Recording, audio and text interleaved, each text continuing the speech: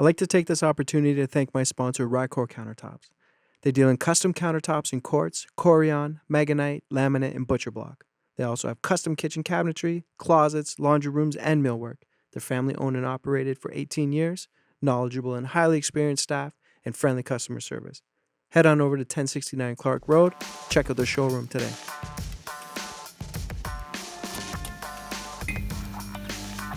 Bada bing, bada boom.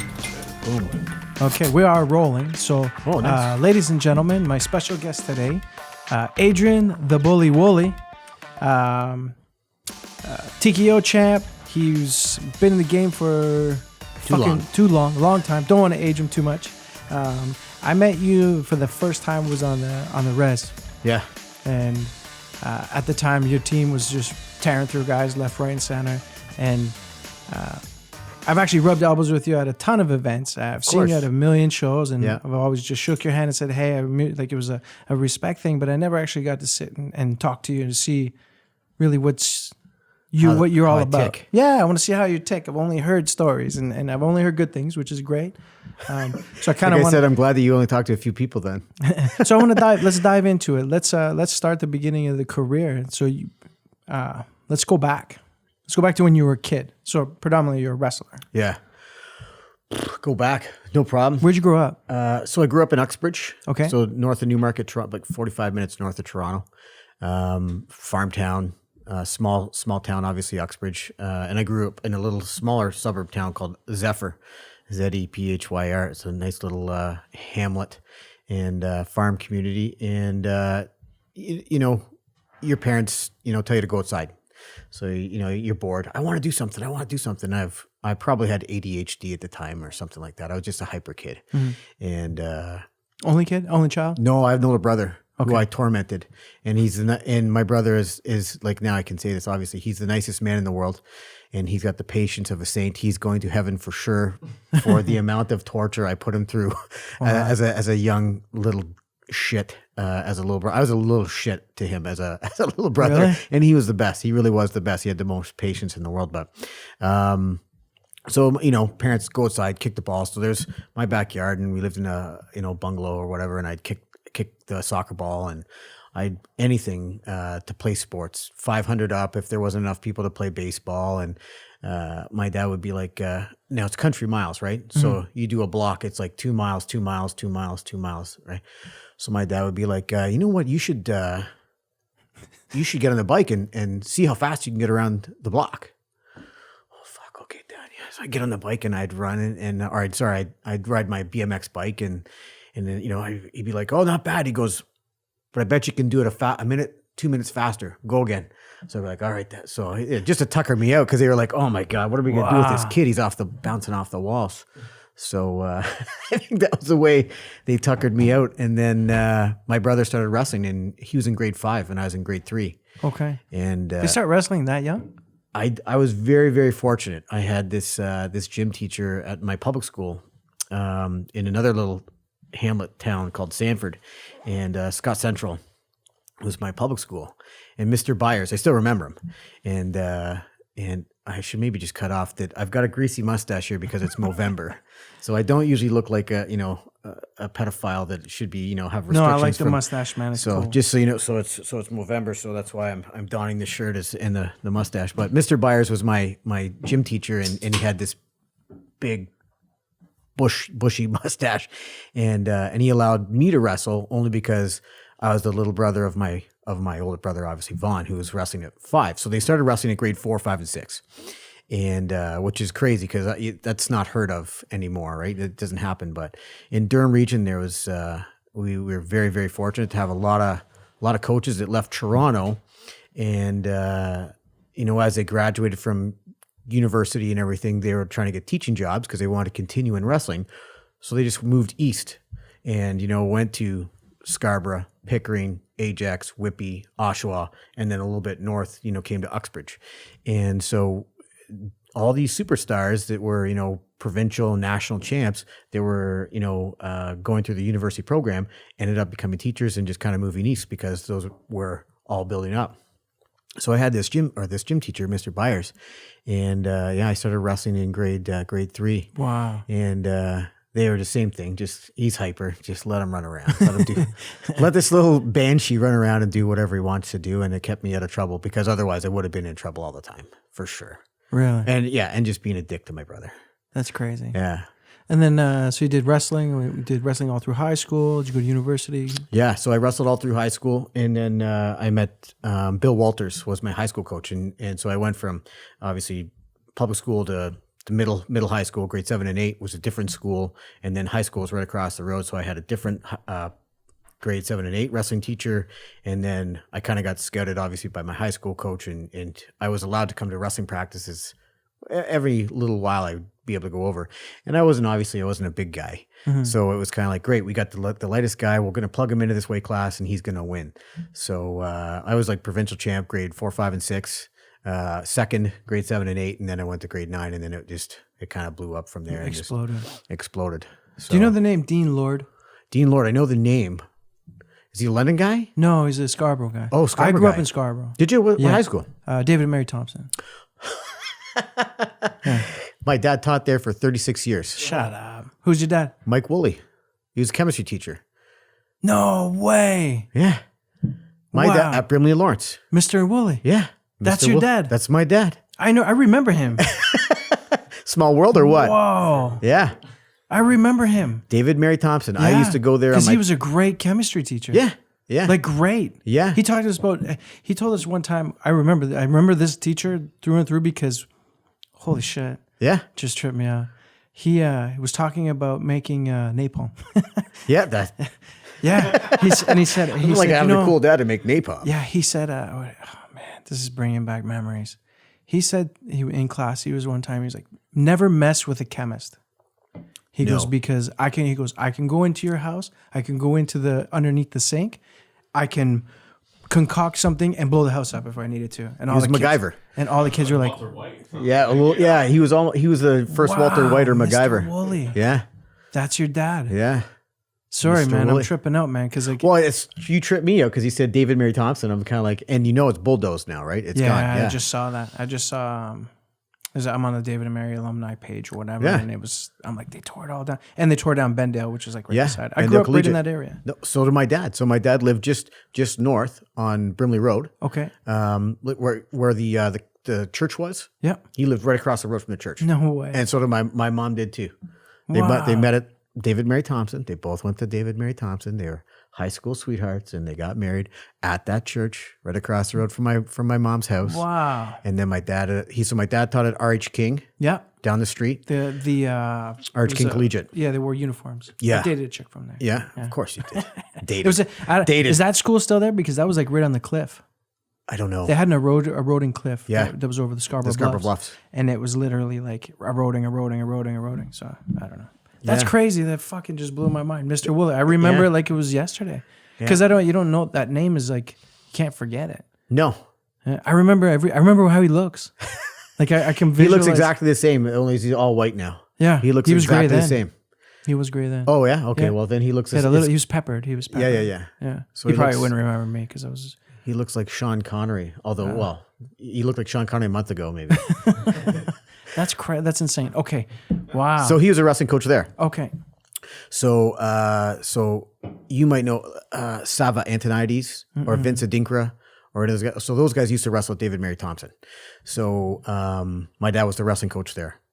So he had all these Scarborough superstars or tougher wrestlers. That Dean Lord was back to that Dean Lord thing. Yeah. He went to Bendale. I didn't really know him. I just knew of him. And I remember the first time I ever seen him and everyone was like, hey, that guy's like, he's like one of the best wrestlers in the area. Yeah. And I'm like, really? And I looked and his neck was like this. And he was short, compact, and you could just tell. You could just look at him. You got that body type after a while, right? The wrestler look. Short, compact. And that was you've been cutting weight and you don't grow because you've been starving yourself like an idiot, but whatever. But so my dad ended up when he was at David Mary Thompson, he had a great relationship, obviously, with a lot of his students and a lot of his wrestlers. And so he's like, hey, guys, would you come out to Sanford? And like every Tuesday and Thursday, he's like, I'll make you dinner. Come out to my kids' public school, coach wrestling there, and I'll drive you there. I'll cook you dinner, and then I'll drive you back after wrestling practice back home to Scarborough. So the kids were like, yeah, this is awesome. Great. So he'd bring out two or three like studs, and they'd help coach wrestling at my public school. And that's, I credit a lot of them to my dad's wrestling team, helping me, my brother, and the Scott Central Wrestling Club, basically. Wow. So it was awesome. So I gave me that phenomenal base. And obviously I was hooked because it was the same playing field, right? It didn't matter if I was, 4'6" or whatever and 84 pounds, because, I'm wrestling a guy that's, 4 foot something and 84 pounds. So it leveled the playing field. And certainly as I went up and through high school and all my friends, I was wrestling all my life. And playing hockey as well, typical Canadian kid playing hockey, same thing. As soon as I could walk, I could skate. And then, grade 9, grade 10, grade 11, I'm looking at my friends. I'm like, oh, we're eye to eye. Grade 8, grade 9, grade 10. I'm kind of like, I'm looking at people's, hips. I'm going, what the hell what happened to this kid? And so I stopped playing hockey. I just couldn't compete like on the ice. Like I was fast, but these guys were 10 times better than me, and they grew like monsters. So I'm like, I'll just stick with the wrestling. So my wrestling coach put me in swimming, which I swim like a stone, but it was survival for me to get from one side to the next, but it was cardio. And then I was cross country because, again, cardio. So it's kind of like, I don't care. Well, you're not competing. You're just going on the track team or the running team. I'm like, okay, you got it. So that was my high school as far as wrestling and everything else. So what triggered the want to punch somebody in the face? Oh, that was just me being me. I don't think it was what Where'd triggered. You start out doing that? I don't think it was people that I want to punch other people. Other people want to punch me. And that's apparently it hasn't stopped. I was just a rough and tumble guy. Have you always been with Kru Allin? So when I started fighting, I was fighting at a Shaw Franco. Okay. Back in the day with Antonio Carvalho, Monkey, Richard Nanku, Justin Bruckman. Okay. Like that would make sense Billy because Bolin, that's in that area. Sean Pearson, all those boys. Like those are my boys, right?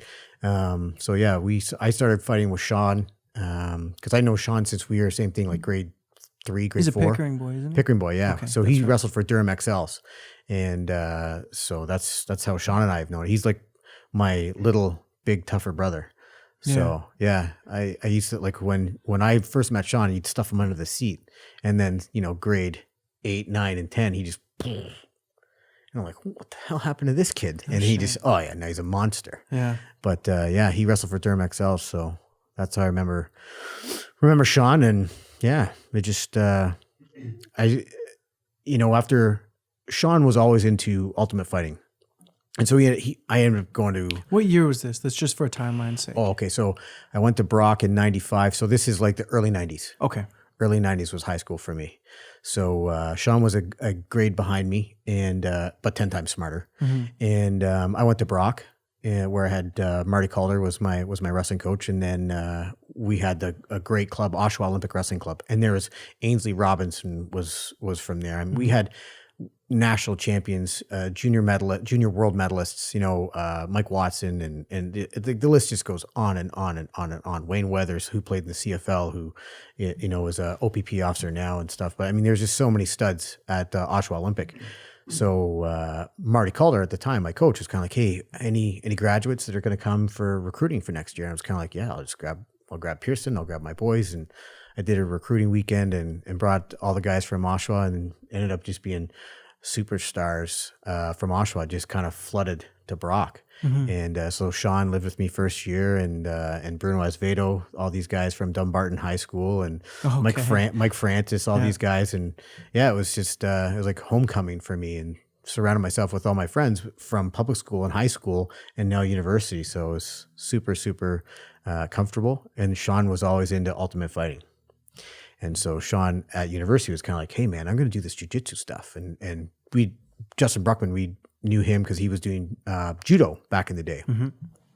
So we wrestled with him, and he went to Henry Street, which is in Whitby. And so then he went to Shaw Franco's, and that's where I met Richard Nanku, and Sean was training there all the time as well with Guy. And I was kind of like, why are you guys wearing pajamas? This is ridiculous. And then you go down there and you get choked out. And I was kind of like, I like this. This is cool. I want to do this. So that's where it all started. Just following Sean, following my bigger little brother, and learning how to choke people out down in Shaw Franco's grungy little basement with a bunch of animals and killers. And that's Where was your first fight? First fight was against Sonny Leon, and that was in Montreal, Victoriaville. Okay, Victoriaville, Quebec. Wow. In Victoriaville, like a small little arena. No shit. Yeah. Was that? And we got lost. We got lost. We're in a van. They got us lost in a snowstorm, and because it was. What year was that? Now you're asking me tough questions. I think 2007. Okay. 2008. Okay. And I got there, and they're like, "Are you Adrian Wooley?" I was kind of like, "Yeah." They're like, "You're disqualified." I'm kind of like, "I just got here." They're like, "You're late." I'm kind of like, "The promoter just drove us. We're like, all the fighters are in the same van. Like, what are you talking about?" What promotion was that? Was TKO. Oh wow. My first fight was TKO because Stefan Patry wanted to get Sean back. Yeah. And wanted Sean to fight on TKO because he knew he could sell him as the pimp daddy or whatever. Mm-hmm. So Sean was kind of like, "I'll fight if Wooley fights." And he's like, "Okay, I'll put your kid on or whatever. Who cares?" And because Sean was a name. Sean was always a big name. Yeah. And he's like, "Okay, I'll give your guy a shot or whatever." So I was the first fight, and then they told me I was disqualified. And then Sean goes to Patrice, like, how can you disqualify them? He's like, "You guys got him lost." And so then they let me fight. And so that was my first fight, and I won, thank God. But yeah, I ended up warming up with Shaw Franco. I broke his nose warming up. Really? How'd you do that? Punched him. And we were holding pads, and he didn't have pads. He's got like, "Okay, just hustle up, hustle." So I was so nervous, and I didn't know, how hard I should be going here. Like I got 30 seconds to warm up. Popped him right in the nose, busted his nose. Broke his nose. So I just want to ask quickly, this might sound a bit ignorant, but what's, before we move on, but what's Canadian wrestling like? As far, like, we always hear about American wrestling and, all Americans or whatever. Yeah. But what's it like in Canada? Like, Well, it's phenomenal now. Okay. And the reason it's phenomenal now is because Canada's a melting pot, right? Like, I mean, we really are fortunate to have like such a diverse population, right? People coming from all over the world because they want to come to Canada because it's one of the best countries in the world, hands down. So you'd have the Iranians, Nigerians, you'd have people from Kazakhstan, you'd have all these Cubans that were defected or would come over. Like, you have superstars from all over the world come to Canada. Now, like when I was growing up, there's only a few. Like I had Saeed, Azerbaijan, went to the Olympics, went to the World Championships numerous times. He was, same weight as me in Brock. Gia Sasori was Russian, went to Montreal Olympic Wrestling Club. So in my weight class, 57 kilos, 125, it was full of animals, killers. And both of those guys were head and shoulders above me. I was the Charlie Hustle kid. Those guys were the talented guys. But wrestling in Canada has gotten a lot tougher in the last probably 20 years because so many people have come here.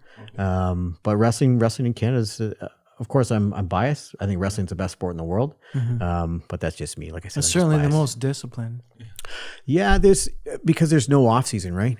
Is that what it is? There's no off season. You like get the like work a month ethic off. of a wrestler is I've never seen anything like it. Yeah, you have to be Charlie Hustle all the time, and you have to be good with your weight. It's not like if you're basketball, hockey, whatever. It's like you can go home, you can have a bad greasy meal and not worry about it or whatever.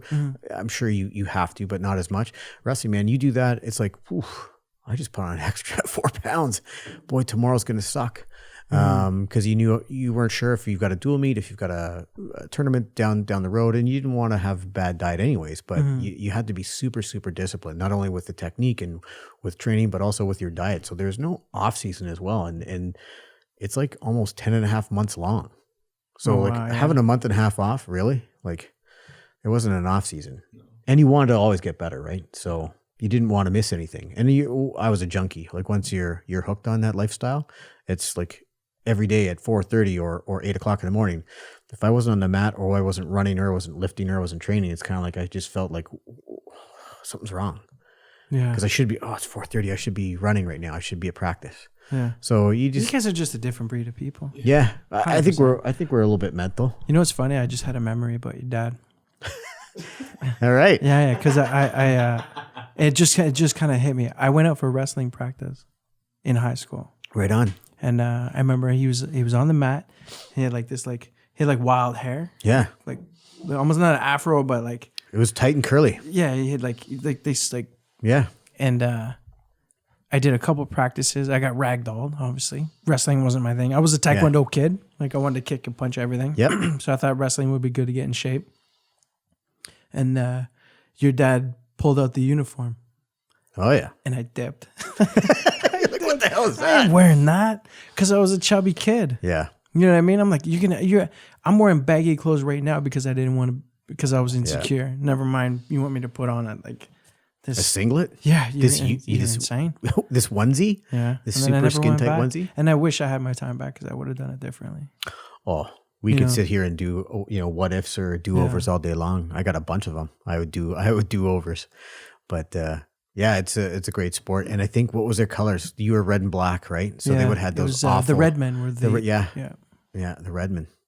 That's right. They were nasty singlets, and they were just terrible material as well. Yeah. It was awful. I was like, it just wasn't for me. I was just like, no, I was too insecure, and like to wear that tight of an outfit. I was just like, I can't do that. No way. Yeah, but weigh-ins were even worse. Yeah, because you have to weigh in like either naked.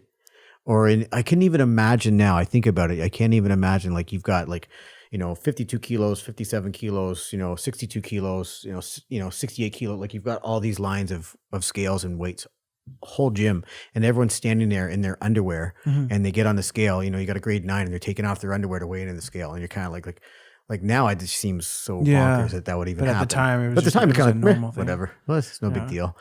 And now you just think, oh my god, like you could never do that. So how long did it take you to capture the TKO title? 5 fights. 5 fights. 5 fights. I was 135 back then, so I had 5 fights against Danny Martinez out of California, San Diego. Okay. With so when the TKO stuff was happening, were you a police officer then? Oh God, I was a police officer. I got hired in '99. Started in February 2000. Okay, let's just divert for just a quick second because I want to touch base on that. Because how'd you get into policing at such a young age? Yeah, well, I wasn't that young. I was 25. That's young. We're hiring guys and girls at 18 as cadets, and they got to do a 2 or 3 year program, and then they become police officers at 21, 22 years old, 23 years old. Really? Yeah, yeah. Do you think that's too young? See, I got mixed emotions about the whole thing because sometimes, I would take someone with common sense and life experience over a PhD on the road. Because they hire a lot. Like I have a lot of police officer friends. They hire academics. Except for that region is all like I think it was Peel cops are the ones that have the most physically strong ones. There's a different test. Is it Peel or is it Durham? No. So Peel used to have. So this now I'm dating myself. That is separate patty or something. So 20 years ago when I started or whatever, Peel had by far hands down I think the hardest test in Ontario. Okay, that's right. Okay, yeah, we had the hardest test by far in Ontario. They had to run longer. They had to mile and a half run, push ups, sit ups, bench press, sum of 5 skin folds, like to test your see how much percentage of fat you were, and there was sit and reach, all this type of stuff. I was so mad because I lost points because I was too lean. I remember. Really? I remember looking at my buddy who we are now on, and we had to do all the testing again. And we've been on for 2 months. And so we had to do the whole testing again just to maintain. And so I'm thinking, well, he's a little bit chubby or whatever. And he got 9 out of 10. I'm kind of like, how did he get 9 out of 10? I go, look at he's got a little bit of a love handle there. And I got 6.5. I'm like, 6.5? How'd I get 6.5 out of 10? They're like, well, sorry, Adrian, you're too lean. I go, this is stupid. I go, how can I be too lean? I go, I get less marks because I'm too lean. That's anyways, hilarious. it was funny. Yeah, because I've always heard that they took great pride in their officers being jacked, being in great. They took people being in the best shape over academics. They certainly wanted to have people that were ex-OHL or athletes, and I'd still take an academic athlete. I would be, if I was a recruiting officer, I'd be going to all the universities and be like, I'd go into their student alumni. I'd be like, I want your volleyball team, I want your track team, hockey team, rugby team, wrestling team, men's, women's. I'd be going to all the women's volleyball, all the women's basketball. I'd be like, I want all your superstars. Are you interested in being a police officer? Oh, you got, because they can compartmentalize, things that are important for them, not only on the court or on their playing field or whatever it is, and school. So they can do both very well. And that's who I'd be targeting, left, right, and center. And Peel used to do that. Now there's right across the board, everything's the same, right across Ontario. Oh, okay. So you said you go out to these athletes, these academic athletes. What you said they can prioritize school and education and athletics. How does that relate into the work? Yeah, I just think it's easier because they know what it's like to be a teammate. Right. It's good to be, so you know who's strong, who's not strong on your team, who needs a little bit of help, who needs to be coached, who needs to be mentored.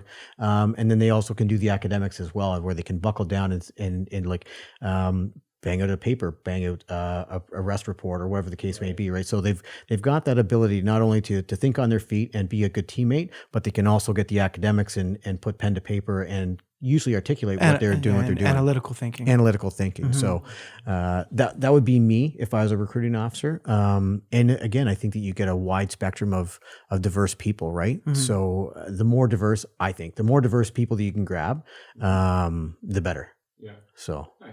So what made you want to become a police officer? Oddly enough, I never wanted to be trapped in an office. And now I'm trapped in an office because I was that hyper kid. I was like, I told my mom, I'm like, I never want to grow up. And she was like, I know, Adrian, I understand. I was kind of like, I don't want to pay bills. I don't want responsibility. I don't want to, I want to be a kid forever. I want to wrestle forever. I just want to be a kid forever. And I was like, I never want to be trapped in an office. I want to be on the street. I want to help people. I want to do good. I want to do good for the community. I want to do good for myself. And I want to help people. And for me, I had a lot of doors opened for me, because of my wrestling.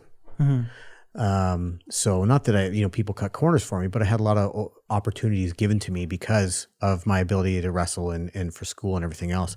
And it's kind of like, I need to give back and I want to give back. So I just wanted to grow up playing cops and robbers and help people if I could. So. And you worked Peel Region your whole career? Peel Region so I worked mainly 21 Division, which is kind of the northeast part of Brampton, and a little bit of Mississauga, which is, it's called Malton. I worked mainly in Malton. And it's was the best. It was hands down the best experience of my life as far as policing goes. Yeah, it was awesome. Yeah. So as a police officer, you fought at the same time? Fought at the same time. So I got hired in, like I said, I started in 2000, and Sean had a fight on the res. Iroquois? Yeah. Hagersville? In Quebec. Oh, okay. In Quebec. So he had a fight in 2003. And Sean was like, hey man, you want on the card? And I was kind of like, yeah, of course. I absolutely, I've been training at Shaw Franco's and I want on the card. So I told my staff sergeant at the time, I'm like, hey staff, I'm going to be fighting in Quebec on an Indian reserve. And he's kind of like, okay. Really? Okay. So we're going to do a platoon party where a lot of my platoon was kind of like, hey, let's watch Wooley, get into a fight. And I don't know if half of them were there to watch the guy punch me out or they were cheering me on to hope the guy would punch out the other guy. So it was, 50-50 if they were coming to watch me get beat up or support me and watch me win. And then he told the superintendent of the division, he goes, yeah, we're all going to go down and we're going to watch Wooley fight. He's going to fight in this human cockfighting in Quebec. Yeah. And so the superintendent was kind of like, well, he can't do that. And so my staff sergeant's like, well, it's in Quebec. Don't worry about it because it wasn't legal. Yeah. It wasn't legal in Ontario. And he says, you tell that kid if he wants to be a fighter, no problem. He can go be a fighter, but he's going to turn in his badge. No way. Yeah. So my staff sergeant came up and he's like, I got to talk to you. And he talked all rough and grumble. And they'd be like, sit down. I got to tell you something. I'm like, okay, what's going on? He goes, you can't fight. I go, what do you mean I can't fight? He goes, Super's not going to let it happen. I'm like, Super's not going to let it happen. I'm like, but it's legal in Quebec. How come? And he goes, you have to make up your mind. You want to fight? I'm kind of like, I'd like to. And he goes, well, you want to be a cop? I'm like, I'd like to do both. And he goes, you can't do both. Really? So, yeah. So they... is that where the union mentality came from? No, not at all. I was never a union guy. No, not even... I wasn't even mad. I wasn't like that I had to go to the union or anything. So I was like, okay. So I told Sean, and that was Patry back in the day. It was back then, I think it was partnered up with UCC. Yeah.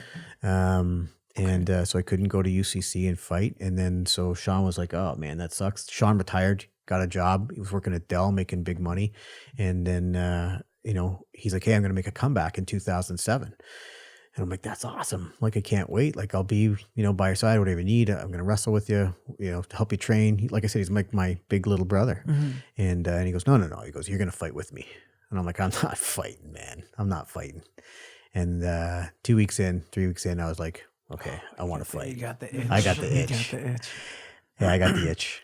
Because I hadn't done anything. I retired from wrestling in '99 after the Olympic trials for 2000 Olympics. And I was like, that's it. I'm done. I'm going to be a policeman. I'm done. I was mad at wrestling. I'm tired of being a little guy, being 125 pounds all my life. So I just lifted weights and ate and got big. And then started rolling and fighting with Sean. And I was kind of like, okay, so I'll start fighting. And first fight was at first couple fights were at 145.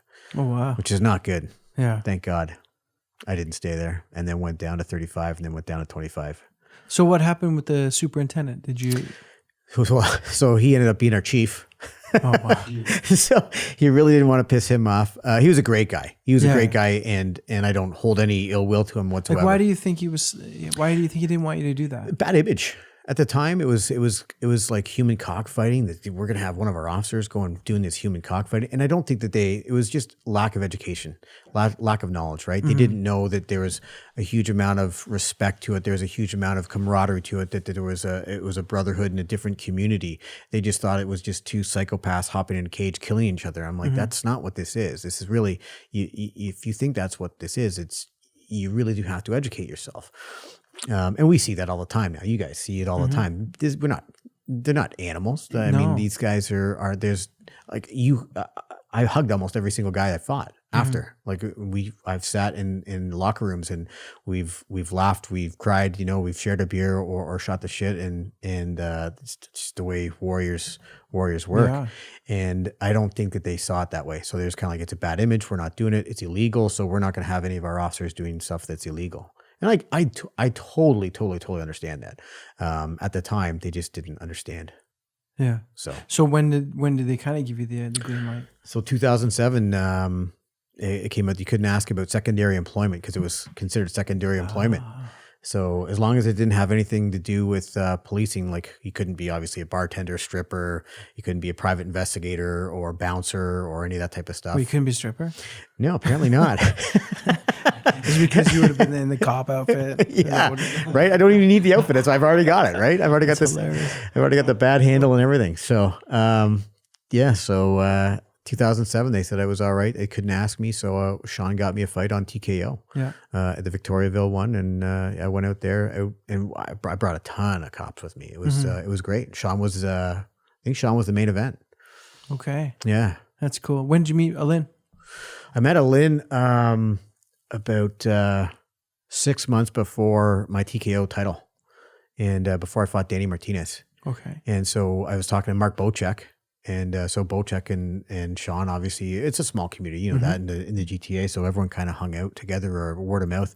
And he was like, I'm working with this crazy, talented coach, Allin Halmajin in Stony Creek. He's like, where do you live? I'm like, I'm in Burlington. And he goes, yeah. He goes, he's right around the corner. Why don't you go? So I called Allin and he's like, okay, bro. Yeah, come on down. Check it out. Whatever. Yeah. He's kind of like, okay, kid, whatever. And he's like, yeah, sign this here, in case you get knocked out. Let's see, whatever. So I go in, and of course you see these animals I'm watching these guys, and I see, Shane Campbell and Mukai Moromo, and I'm looking at all these badasses in the ring, and I'm going, yeah, this guy's created some talented athletes. Yeah. So I'm like, if he can mold these guys, then I need to steal anything that this guy can bring to the table. I need to try and steal that and put it in more tools in the tool belt for me. But you also brought a big piece of the puzzle for them. Yeah. Oh, yeah. Right? Well, I mean, at the time, Shane and Mukai were just Muay Thai guys. Mm-hmm. They weren't doing anything to do with mixed martial arts or anything. It wasn't for like a couple of years later. Like we always played around and screwed around like with wrestling after their Muay Thai practice, and after they tried to show me so much. And I mean, their technique and their talent was here, right? And I was like barely holding on here, just trying to kind of keep up with their skill level and stuff. And so after, I'd say, okay, well, what do you guys? Is there anything you guys want to know? And so we just kind of played around. But I was fortunate enough to steal a little bit of talent, or not talent, a little bit of technique off of these animals that were just super, super uber talented. And Allin, same thing. And I loved his work ethic. I loved the way he his thought process, the way he analyzed fights, the way he broke down fights, the way he spoke to his fighters. Him and I just clicked right away. So I'm like, this guy, I'm like, I know it's kind of short notice, but I mean, would you be in my corner? And he's kind of like, okay, bro, where we going? We're fighting in Montreal. Okay, yeah, okay, bro, we'll be there. I'm like, oh fuck, okay, this is awesome. Yeah. Like, so yeah, and then he saw me fight, and he goes, you picked him up, you threw him down, you picked him up again, you threw him down. He's like, this is amazing. He's like, I've never seen this wrestling before in my life, like this stuff. He's like, cool. So he's kind of like, you got a coach.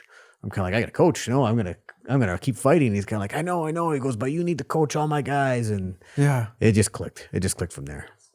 That's super cool. Yeah. Oh, buddy, he's super. You have no idea. That guy is so uber talented. Yeah. As a coach, yeah, absolutely. And I'm sure as a fighter, is just if not more talented. But as a coach, he's phenomenal. Well, I mean, to corral so much talent at one place, you have to be pretty special.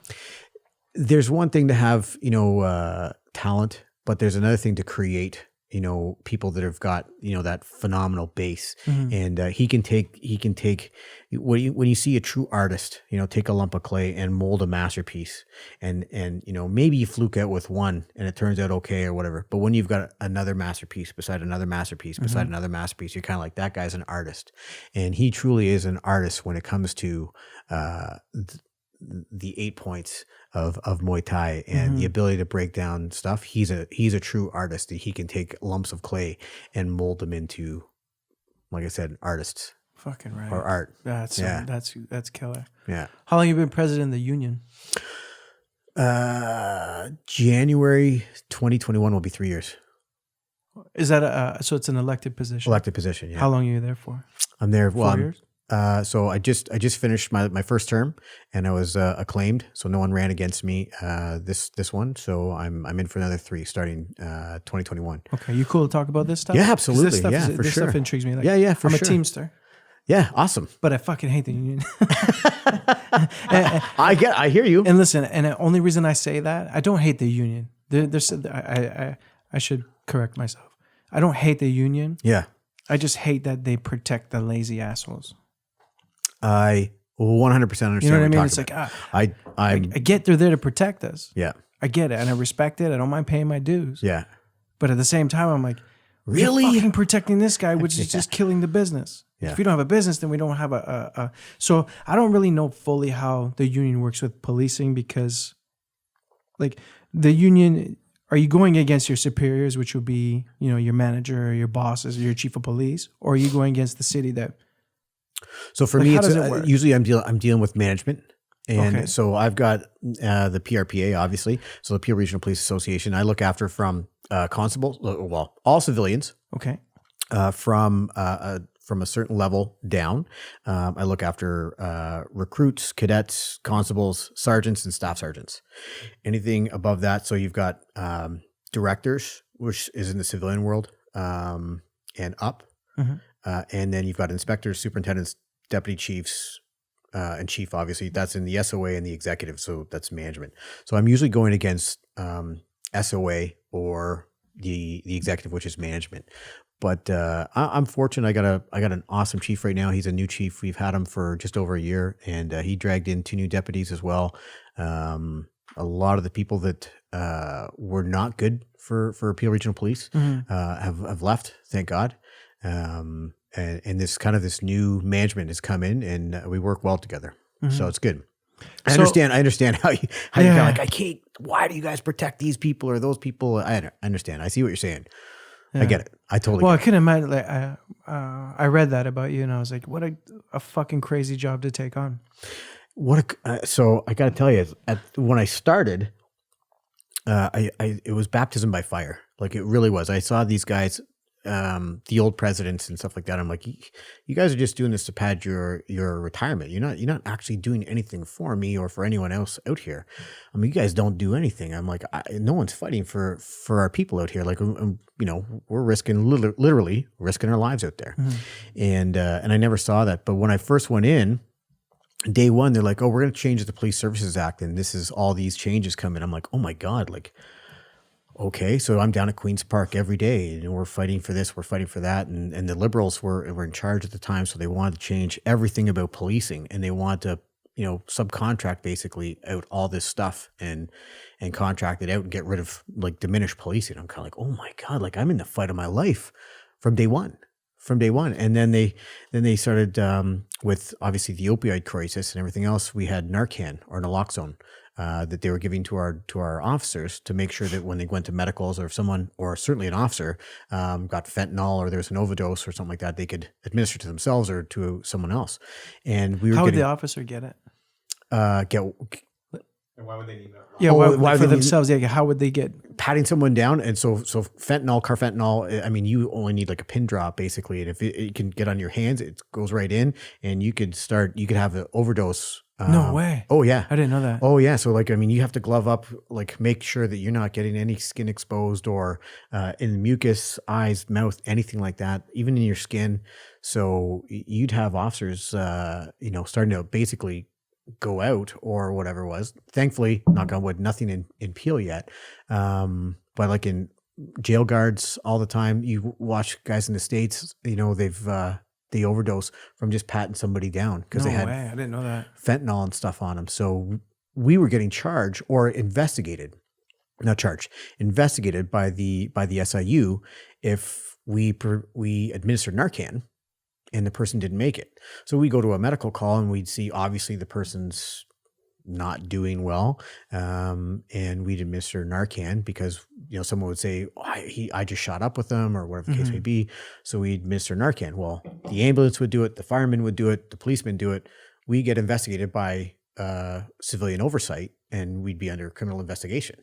So the SIU is civilian, they're not police. They have the same power as a police officer. They can lay criminal charges. They do criminal investigations on police. So are they like an accountability firm? Yeah, exactly. Absolutely. Yeah, 100%. Yep. There's civilian oversight, which is great. And I'm all for it. I mean, people think that we hate the SIU or they think the SIU is there to protect the police or whatever. That's not true either. They're there to do their job, and they're there to do it well. And we hope that it's a robust oversight, because if we're doing our job right, then we got nothing to hide as well, right? So we get it. They're just doing their job. They're just doing what's mandated for them to do. But I didn't think that, so the fireman gives it and the guy doesn't live. The ambulance guy gives it and the guy doesn't live. You guys don't get investigated, but I do the exact same thing and I get investigated criminally like I did something wrong. I'm just trying to save the person's life. And so it went on. We had the first 3 Narcan deaths or overdoses where we administered Narcan and the person died. We had the first 3 in Ontario, in Peel, all within like a month and a half. So I'm the new president, and it's like February, boom, SIU. Oh, end of February, boom, another SIU. March, boom, SIU. And I was kind of like, oh my God, like I'm like, this is crazy. Wow. So thankfully, it all got changed. Months later, so but it now got they changed. Don't investigate. No, they don't. Well, I mean, it's not. We didn't. What's to investigate? The person. Exactly. What's to investigate? Like, it's not like they were in police custody. It's not like they were under arrest. We're just going to a medical call. Someone. There's someone lying on the sidewalk. Well, they're not under arrest. Like, someone's passed it, whether they're drunk or whether they've done some drugs or something like that. We don't know what it is. So why are we getting criminally investigated for something where we're just trying to save people's lives? And that's what the Narcan's for. It's to hopefully save someone's life or protect another officer that probably or might get cross-contamination, right? So that's why it was there. So it was for me at the beginning, it was just like baptism by fire. And then, it was crazy. My first year was crazy. And then it was into a bargaining year, and then, oh my God. Yeah. Well, it's good to learn all that shit though. It'd be pretty interesting to learn. It's a different skill set. Huge learning curve. And I tell you right now, the only, the mentality of being a wrestler and always, if you're going through hell, keep going. That's what kept me going. Yeah. Let's talk about martial arts and policing. Okay. So obviously the world's angry with police right now. This seems to be the big issue. I mean, we can't hide it. I've always been pro-police. I grew up in my work, my full-time job. I'm around people who went on to become police officers. I know a lot of police officers in general. It's the toughest job in the world. I couldn't imagine having that job. And then now there's a light shed on officers fucking up at their job and not doing things right. Yeah. They get a lot of scrutiny, saying they need to be defunded. They need to have better training. What's your stance on it? What do you think would be the best solution to bridge the gap between police and even black people in general? Because I mean, that seems to be the racial profiling and let's kind of dive into that, because I'm curious to see from a martial artist perspective. Again, so I'm totally biased that I would think that I would be having people do basic wrestling and basic jiu-jitsu. But I mean, what does basic wrestling and basic jiu-jitsu have to do with a sex assault victim or a fraud? Or I mean, you're not learning anything that's going to be useful to you in any of those investigations. But at the same time, when you're trying to excuse me, Justin Bruckman used to say, it's kind of like it's the worst job in the world, because I get to do anything I want to you, but I have to have kit gloves when I try to take you down. Like, as far as being a policeman, he always used to use that analogy. It's kind of like, if I'm the bad guy, I can do anything I want to you, but you have to be careful and use kit gloves. If you've got some skills, more tools in the tool belt to help you with wrestling or jiu-jitsu or judo, because Justin's a judo stud, you can control a lot of people. And so that's where my bias comes in or kicks in. I'd love to be able to have people always doing some type of basic wrestling, some type of basic jiu-jitsu, just to control people, not for chokes, not for arm locks, not for any of that stuff, or pain compliance or stuff like, but just to actually know people's weight, how to get people down, how to control them, and how you see all these people piggy piling and stuff like that. It's like you don't need to do that if you've got a little bit of skills. You really don't. And I'm not going to armchair quarterback any officer, because at the end of the day, we're there to make sure that we protect the public, and we all go home as well, right? As far as defunding the police, that makes no sense whatsoever, because if anything, when we talk about training, better training means more money. Again, so I'm all for more education, whether it be on diversity, whether it be on certainly mental health crisis. Obviously, that's the big hot button, right? Certainly for us, we got a lot of investigations on the go with regards to mental health stuff. We're not mental health experts, but I would challenge anyone to say, what other people have got more experience other than some doctors. But I mean, we've taken people to, that I've apprehended under the Mental Health Act and taken them to the hospital, and the doctor looks at them and they're like, they're good to go. And you're kind of like, I don't know, doc, like, are you sure? Like, I don't feel confident that person's not going to go home and not going to hurt themselves or somebody else. And I mean, there's a ton of them examples that we can use or they can go back to and be like, that person committed suicide after the doctor said that they were good to go. And it's terrible, because these people, all they need is help. They need help. They're in a mental crisis. And I'm not saying that we can give them immediate care. We're just the Swiss Army knife before we kick them to the proper tools that can look after them effectively, right? So we are absolutely not the best people to deal with everything from start to finish. We are just the start to get them to the people that can deal with them, like in the hospitals with more medication or whatever the case may be. We're just trying to de-escalate and try to get them there. And I think that we do a phenomenal job at doing that. Like, we dealt with over 22,000 attempted suicides last year. 22,000? 22,000. When you say 22,000, is that in Canada? No. Don't say just Peel region. That's in the region of Peel. Are you serious? We had over 15,000 apprehensions or attempted apprehensions under the Mental Health Act in 2019. Now, what is that? Explain that to me.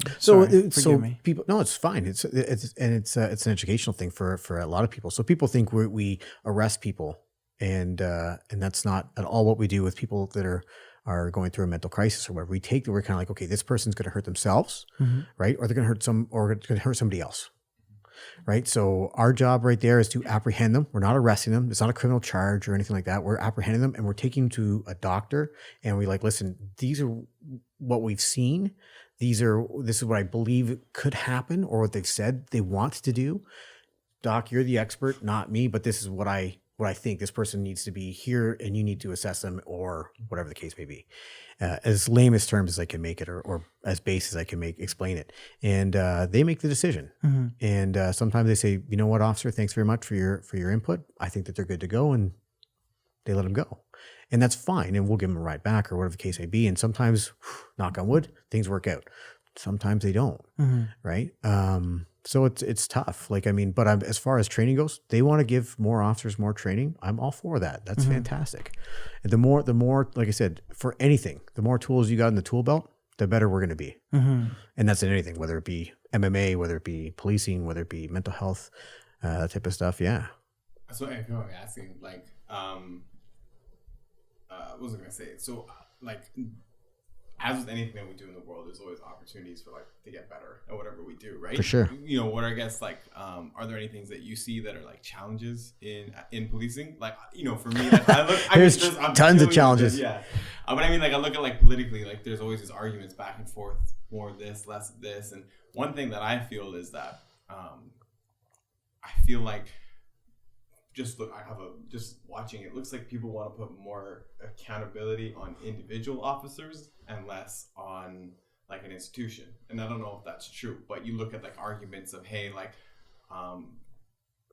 you know, I don't want this to come off wrong, so give me a second if I'm no problem. I get it. But you see like a lot of arguments like, you know, we should let police do, you know, let them use their judgment on the field or whatever. And me looking for like let's say like a political background, it's, well, then that individual, if they make a decision that isn't well received, the accountability is put on that person and not on, let's say, a system that can protect them.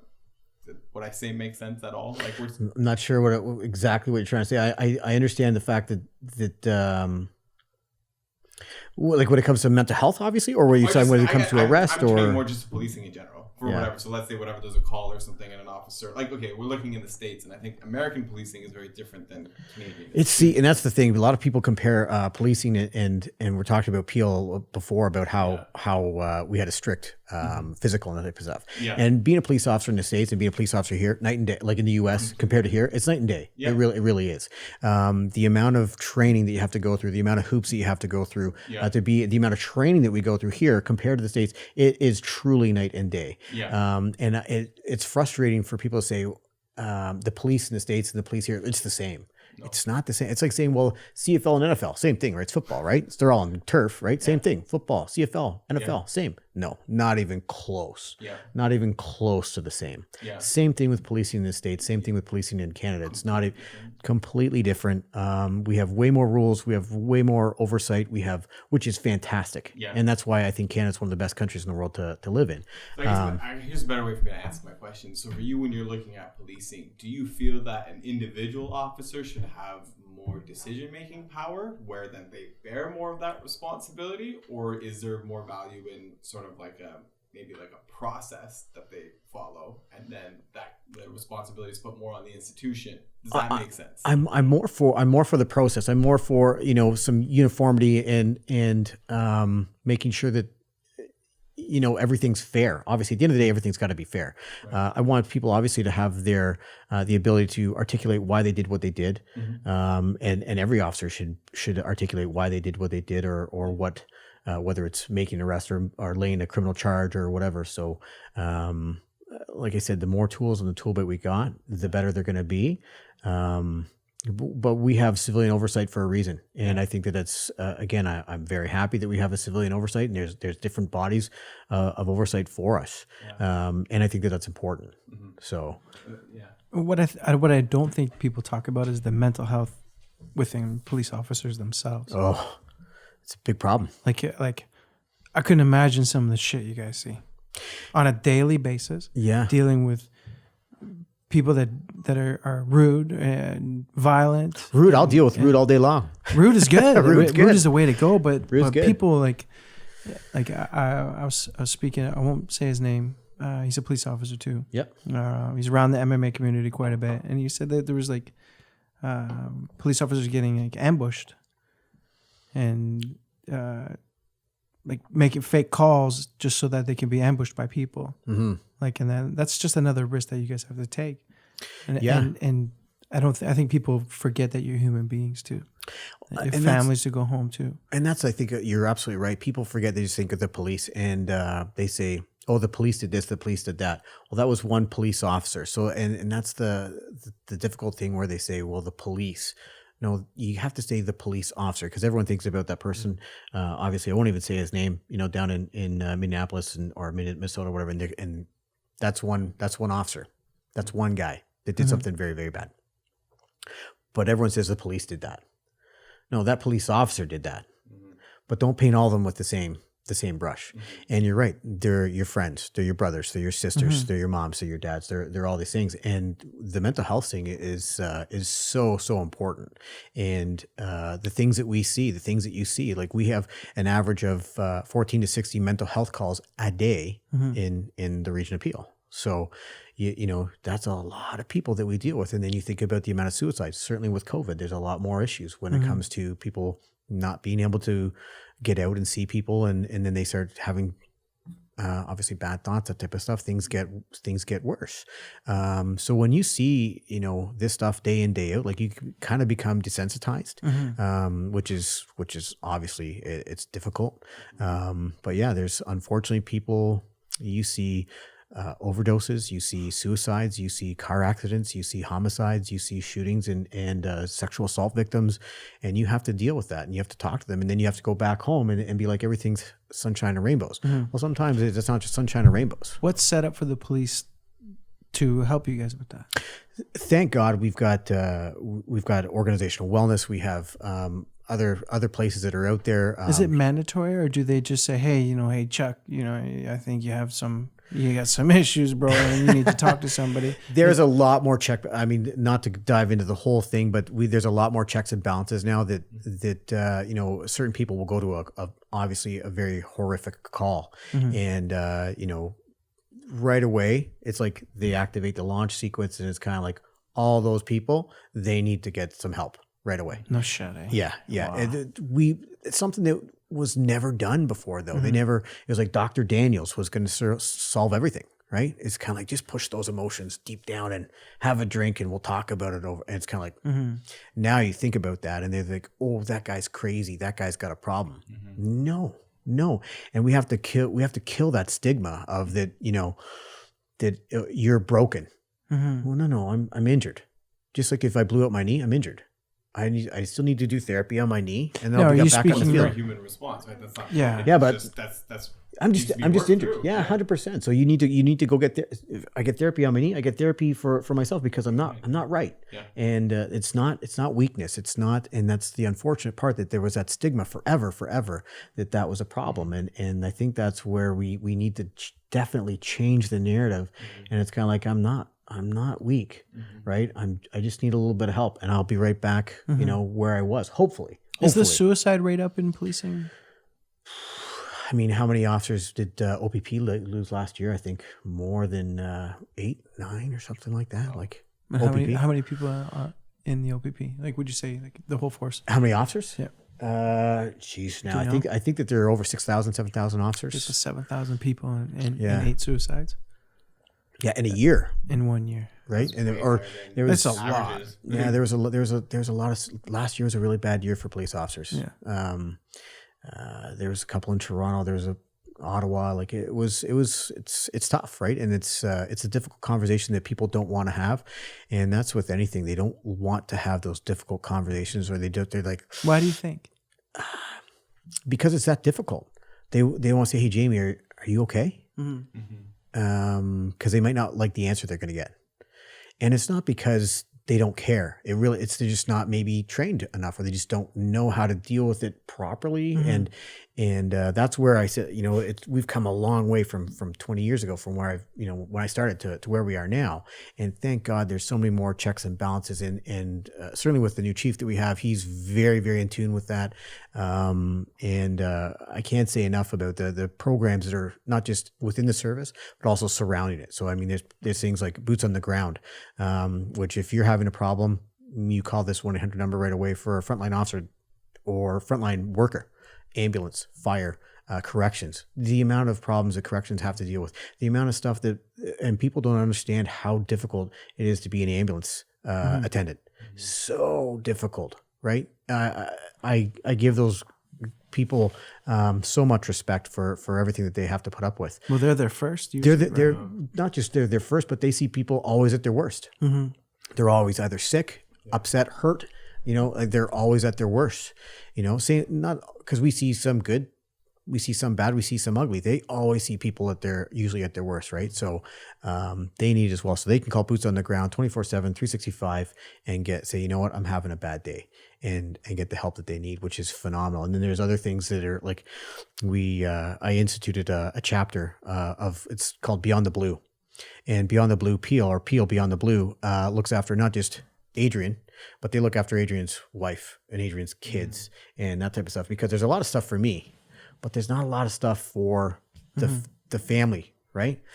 So it was created by a phenomenal woman that had a brother that was a Toronto police officer that ended up dying by suicide. And there's nothing for his parents. There's nothing for her. There's nothing for the family. Mm-hmm. And she's like, this doesn't make sense. Like there's stuff for the officers, but there's nothing for the family. Are you married? No. Living in sin with the same phenomenal woman for the last 10 years and 11 years. How does she deal with you going deal with me? Yeah. With the policing stuff. I mean, that's got to be she's good with it. Pretty stressful. She's obviously like anything, you have ups and downs. She's good with it. She knows that I can take care of myself or whatever, but she wants to make sure that I come home happy and healthy at the end of every day. So it's challenging. I have like a lot of people I know who are in the medical community, doctors, right? And they get pretty jaded. And I remember talking to them. I was like, like everything you say, like let's say we're talking about the pandemic. They're just, even the doctors, like, who cares? Like, just let those who are gonna go, let them go. Wow. But even they shouldn't say, not all of them, but I've heard that, because they're like the people who you want to name names, people who are kind of already on the way out, and they, so doctors, for instance, from my experience. And for those who know me, I'm not talking about my dad, but just doctors and experience. His dad's a doctor. Yeah, they see the reality of what death is like, and they see a lot of people who consistently get resuscitated, and they probably shouldn't. Someone who's 85 years old, they break their ribs because their family wants them to live an extra 6 months, and it's just right. Like from chest compressions, they break their rib. Because their heart stops, they pass. Yeah, and the family says, "Please resuscitate," and they resuscitate. So they'll often say, "We should just." They want to say we should just not. Anyways, my whole point is, they see people at their worst, and that's what they tell me. You see people at your worst, and that gets to you day after day after day, and they don't even see the worst of people. So I guess it's the Chinese water torture, or it's the drip, right? It's where that drip, it's one drip makes no big difference, right? But if it's 1,000 drips or 1,000,000 drips over time, it's gonna indent the rock, right? And you finally, after hundreds of years, you've got this dent from just that one drip that keeps drip. And I think that's what it is over time. And it's the same thing, obviously, with doctors, with police, certainly with nurses, certainly with the ambulance attendants and firemen as well. It's tough. You do become a little bit jaded, or you do get a little bit more numb to certain things, right? And we act like you shouldn't. Like I'm like, it's difficult. I'm excited. I have fun with whoever I work with. Yeah. Take that for granted. But people are gonna, like, when you're dealing with people at their worst, like, it's gonna get to people. There's certain things that people see, maybe once in their life, and it sits with them for the rest of their lives. They're kind of like, I've never seen a dead body before, so it was my grandma. Oh my God, I'll never forget how my grandma looked. Okay, well, do that 3 times a week, and then tell me that's not gonna weigh. That's not gonna. Have it take its toll on you, right? Or you go to a X amount of suicides. You're kind of like, well, how many suicides did you go to this year? I went to 18 suicides, and you're like, holy smokes! Like, there's that vision will never leave the people that found that person one way, however they did it. That'll never leave their brain. Yeah. Is that why they have dark humor? To deal with it? Yeah. Probably. Yeah. It's a coping mechanism, right? So if you're not laughing, if you didn't laugh, you'd cry. And so whether it's right or whether it's wrong, it certainly is a coping mechanism. Maybe that was the old school mentality of kind of like, well, let's just laugh it off, have a drink, laugh it off, have it, don't worry about it, push it down. Again, like if you didn't laugh, you'd cry. But now you can't just slough it off, or what. You absolutely need to go get help. And I know that there's some people that might say, well, Adrian, that's just weak, just tough it out or whatever. I'm telling you, you have no idea what you're talking about till you've been to those certain situations, or you see people and the pain that they're going through. It's difficult. I'm good, like at a funeral, until I see a family member cry, and then I'll go. I'm like, oh my God, I can't take it, because I was good. I was good. I was good until I saw that person go through the pain, and I'm like, and then I'm a mess, because I feel for the emotion and pain that they're going through, right? So it's tough. It's tough to deal with that, and so that's why I think that people need to get the help, certainly for police officers and all frontline responders. Yeah. So just onto that, like, do you? I don't know. This is gonna sound. I don't know if this makes sense, but people go through tough times, right?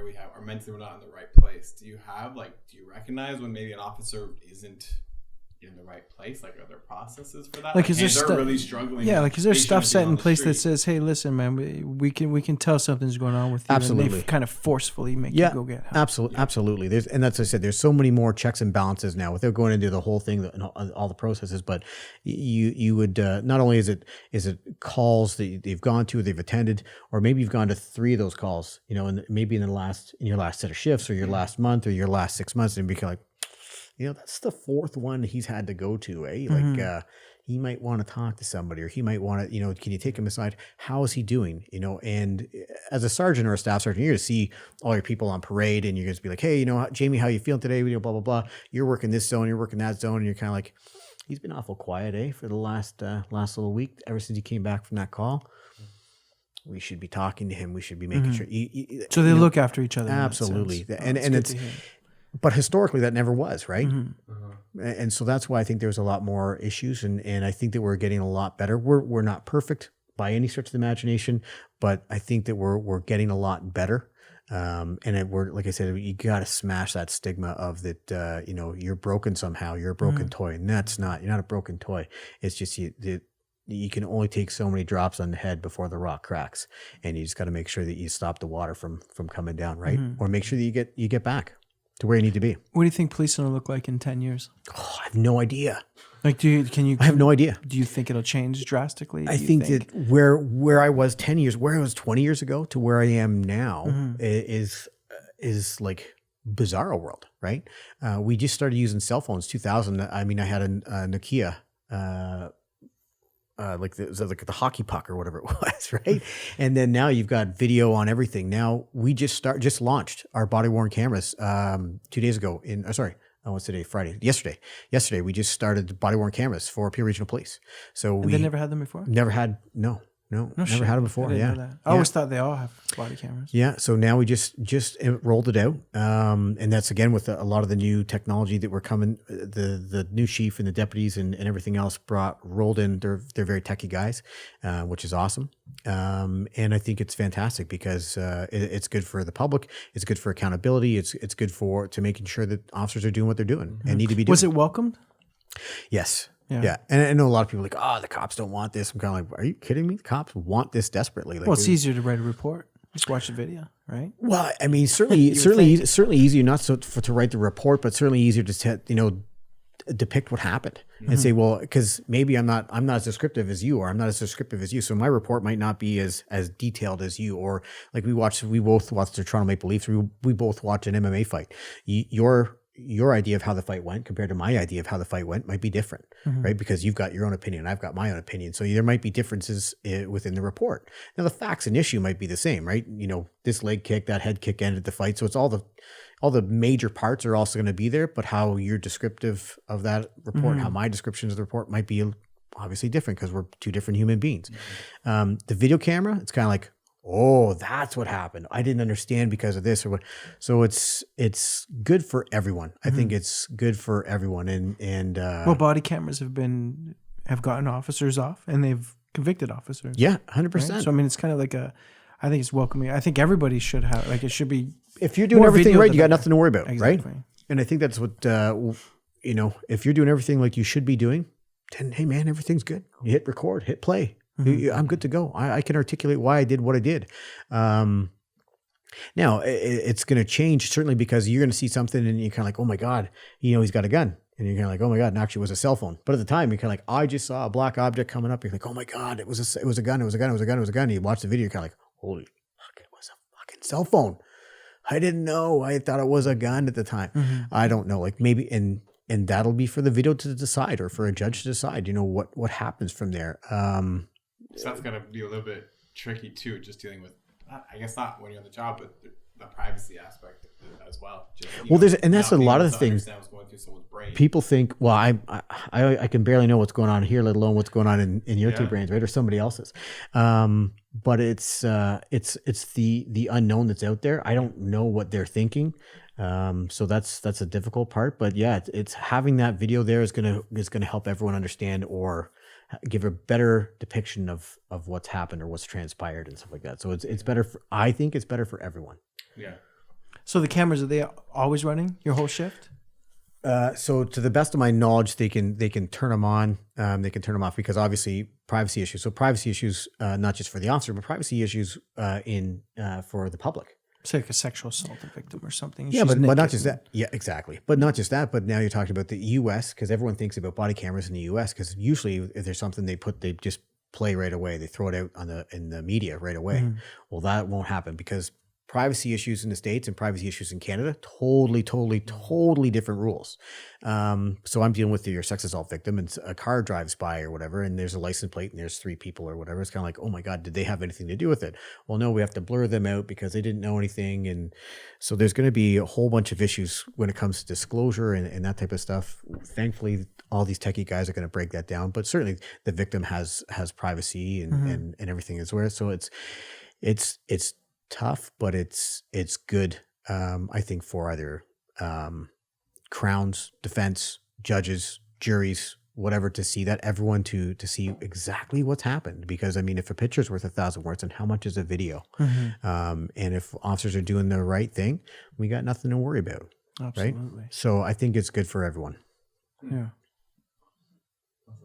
Yeah, that's interesting. Would you prefer the union or the road? Oh man. Yeah, I don't. I don't. No, I know. I don't. I miss being a police officer so bad. I go. Thankfully, I get out. I hate being in my office. I go to as many divisions or bureaus as I possibly can. I'll walk down a robbery and I'll talk to the detectives down there and be like, "Oh, we're doing this, we're doing that." And it's kind of like, "Oh my God, do you need like someone to sit here and do anything?" Like I just want to feel like I'm part of the team because I'm my team's different than that team. And I remember I worked in a couple different areas and there's nothing like pulling the string on this investigation and just keep pulling and like, oh my God, look how much we're getting on this and this and that. And it's that was the thrill. That you get a new lead or you get a new this, and you're kind of like, oh my God, that cell phone's connected to this person who's connected to that. And you're like, oh, that's why this kind of happened. So it's this story that's kind of unraveling before your eyes, right? And you're making that happen. So I really do. I miss that part of it. I miss the camaraderie as well. I mean, there's nothing like working with some of your best friends. I've got relationships now that they'll never stop having, right? They're gonna be my friends till the day I die or the day they die, just from policing, very much like fighting. So I do miss it. I love my job now. I do. I love it. It's a different type. I'm super, super busy now. It's a different busy. Because and I give all the people on the road all the credit in the world. They do the most difficult job in the world, hands down. Frontline officers, the men and women do a phenomenal job. And they've got a difficult job. I don't have that. I've got a high stress job, but I don't deal with as much basically as shit as they have to deal with. So if I protect them so they can keep doing I call it God's work. You guys can keep doing God's work, and I can protect them and make sure that they keep doing God's work. I'm doing a good job. So I do that kind of for them, but I miss it like hell. I miss it like hell, especially being a fighter.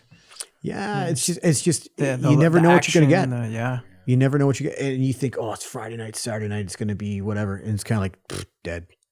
That happens, and it's like Monday morning. You're kind of like, oh my god, barricaded person. Oh my god, shots fired, a robbery. You're like, holy shit, it's Tuesday afternoon. What the hell's going on?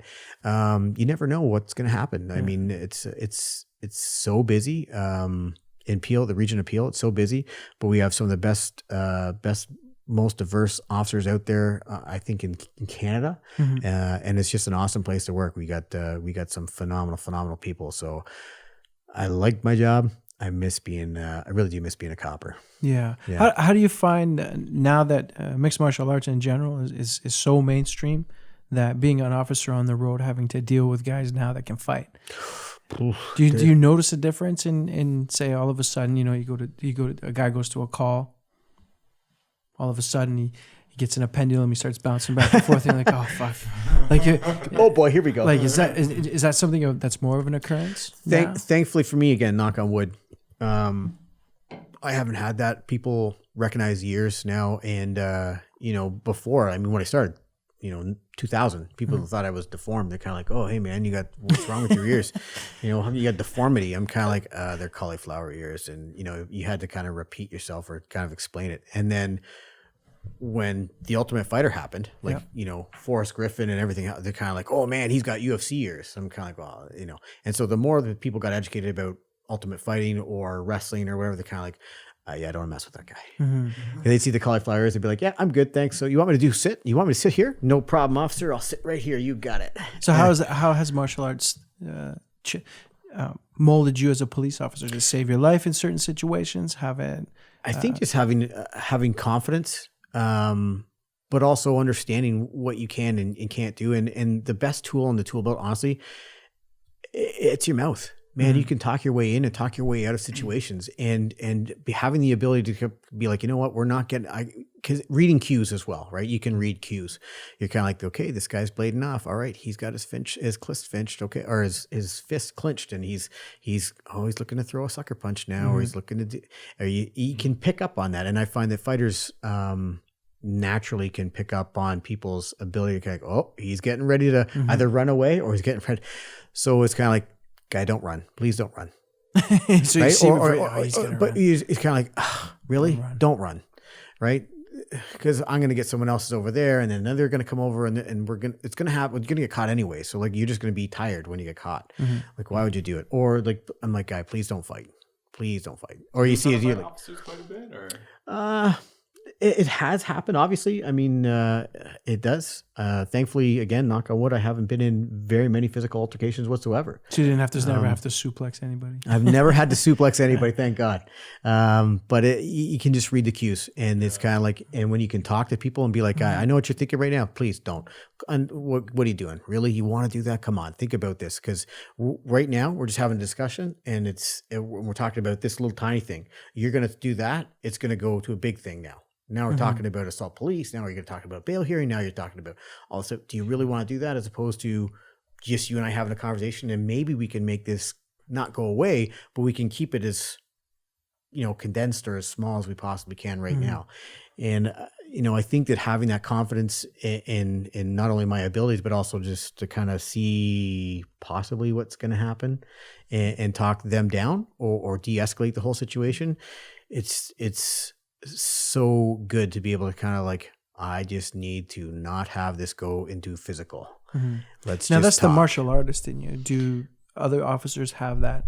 We'll call it a spidey sense. Sounds like a little more than just a martial artist, though. It sounds like that's like you. It's me. There's a ton of there. Let me tell you, there's so many people that are even 10 times better than me that are not mixed martial artists, but they're just so, either they're educated and they can talk people down, or that's just their background is just something about them. They just kind of, they get it. So I'm far from the best. Trust me. There are so many people that are so much better, but they can, again, try to de-escalate everything, because that's where you want to try and bring it every time. It's kind of like, oh, you show up and everything's going to hell. That's why you got called in the first place. And it's kind of like, okay, well, and you're trying to figure out what happened. And they're kind of like, okay, how do I get either you safe or what's, because I'm going to get your side of the story, I'm going to get your side of the story, and then there's the truth buried somewhere in the middle, right? There's 3 sides to every story. And you just try to figure out the best possible resolution you can figure out. And if it's criminal in nature, like, okay, well, this sucks. Okay, you're going to have to come with me, and this is why. And you just be upfront and just try to be as honest as you possibly can. Nothing like if you lie to someone, everyone's going to believe you ever again. And tell them, look, listen, from what I understand, you're going to get charged, and I'm going to charge you, and this is what's going to happen, or whatever. Like, you'd have to just be upfront and honest and try to de-escalate. How's things been since COVID? So when it first happened, it was like dead quiet. Call volume dropped by like 40% because everyone was really scared, right? It was this whole horrible disease, and people were or awful flu, and everyone's kind of like, I just want to stay locked up in my house. And we went to like this whole reserve model where we cut our platoons in half, so we only had half the police out there, so that you wouldn't have cross contamination. If one platoon got sick, then oh my god, the whole division was going to get sick. And so we had all these precautions in place, and you know, locked everything down, and no one was coming in, and temperatures at the door, and all the PPE that we had to wear. And every call, we stopped going to certain medical calls. It was only one ambulance guy would go in or girl would go in, and the other one would wait. And yeah, it was so many different procedures. There was so many. It changed the world, though. I mean, COVID, obviously, we all know that just changed the world. So it's changed the way we do our job for sure. And at first, it got real quiet. Now it's back to business as usual. I don't know, you know, bad people do bad things. I mean, it is what it is. I mean, crime never stops. So I have a question for you. Yeah. Sorry, kind of all over the place. Yeah, we're so Peel and Toronto are going on lockdown on Monday. I fucking hate that they're doing it. I think it's I don't think it's a good idea. I think it's they're going to crush businesses. The gyms are definitely going to suffer. It's heartbreaking. Yeah. Now, when the government says we're going to enforce a lockdown, who enforces that? Police officers or bylaw officers? A little bit of both. So here's my question for you: put yourself in an officer's shoes, not as a union president. How do you go to a place like Allin? Let's say Allin was in Peel, and you say, you have to close your doors down. You're going to lose everything. And he says, no. I know he abides by all the rules, so I wouldn't have to shut him down. but ultimately, like, do you have is there a moral compass that the officers are going to have to say, look, you shut it down, even though they may agree or not agree? Yeah, unfortunately, you know, that's where it becomes very black and white, and it's unfortunate. We don't make the rules, we have to enforce the rules, and sometimes that doesn't make us popular, right? We don't, like I said, we don't make the rules. But what would happen if all the police were like, not going to do that? Well, I mean, you've got your discretion for a lot of things. Certainly, like, you know, speeding tickets or whatever. I can reduce the ticket or whatever. But I mean, you can't turn a blind eye to something that's criminal in nature. I mean, you'd be neglectful of your duty.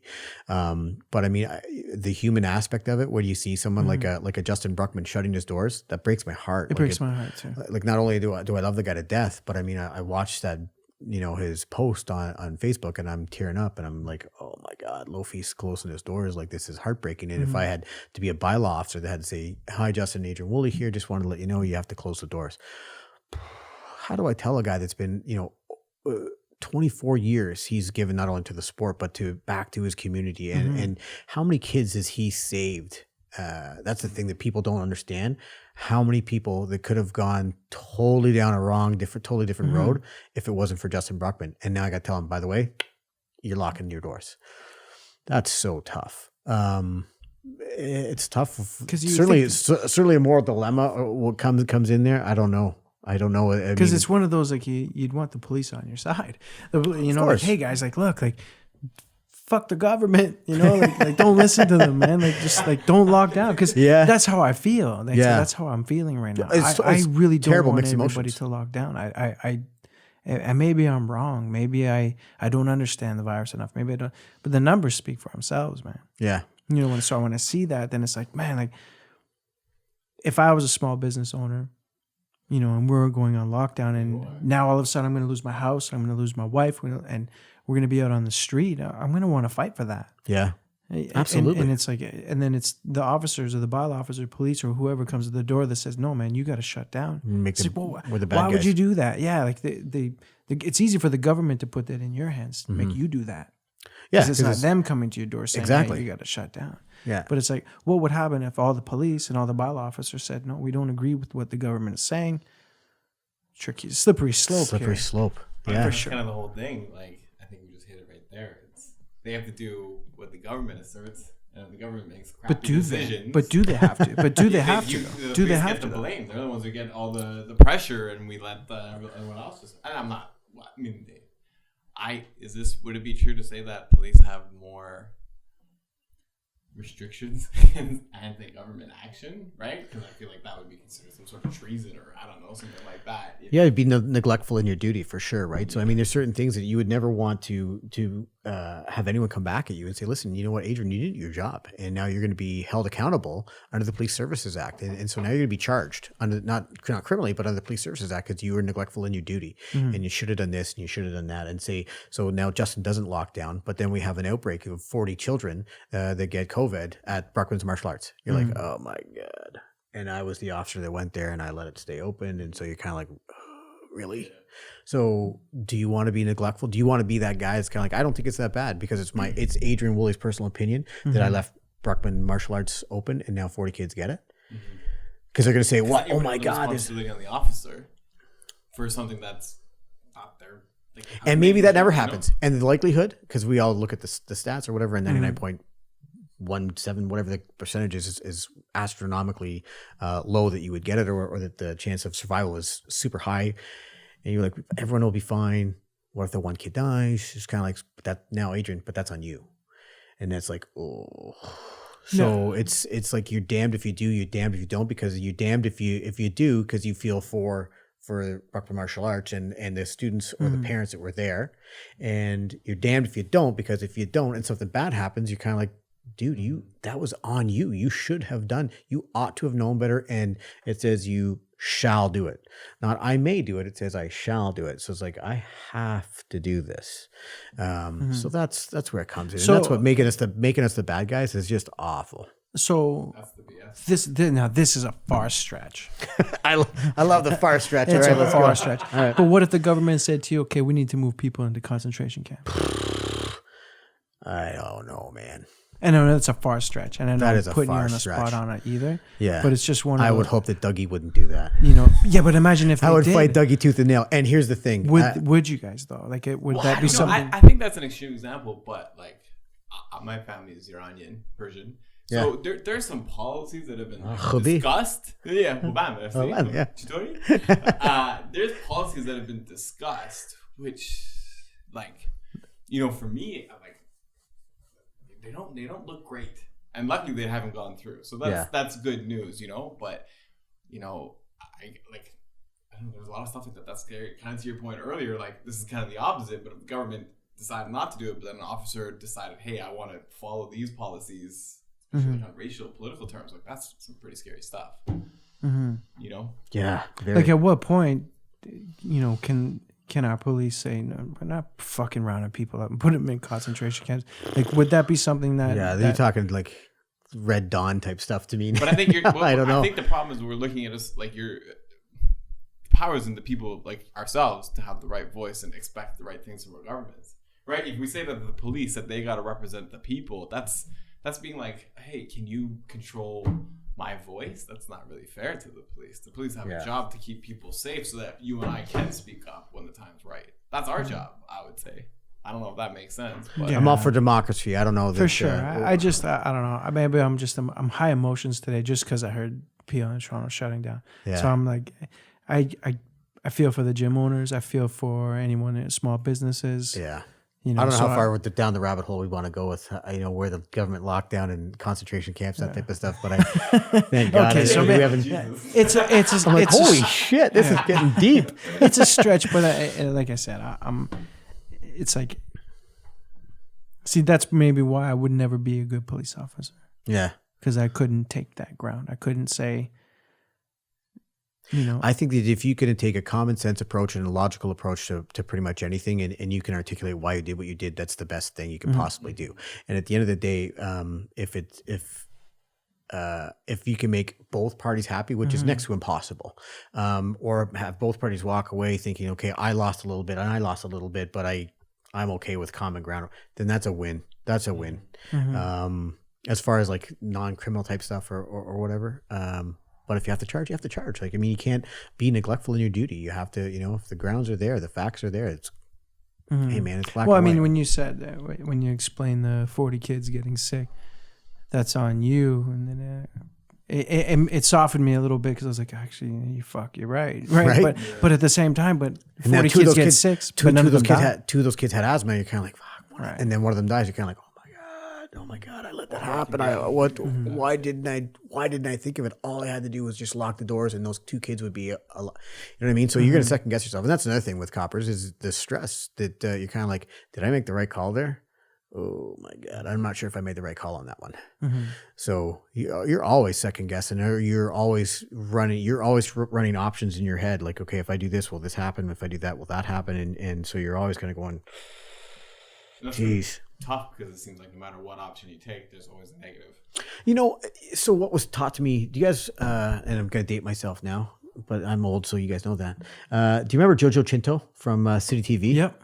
Because you're a Scarborough kid, so you watch City Pulse or City TV. So when I started, they're kind of like, Adrian, if you could watch what you do, just imagine, and this was before camera phones and all type of stuff. If you can do your job and be okay with it being on City TV with Jojo Chinto reporting what you did today, then you did a good job.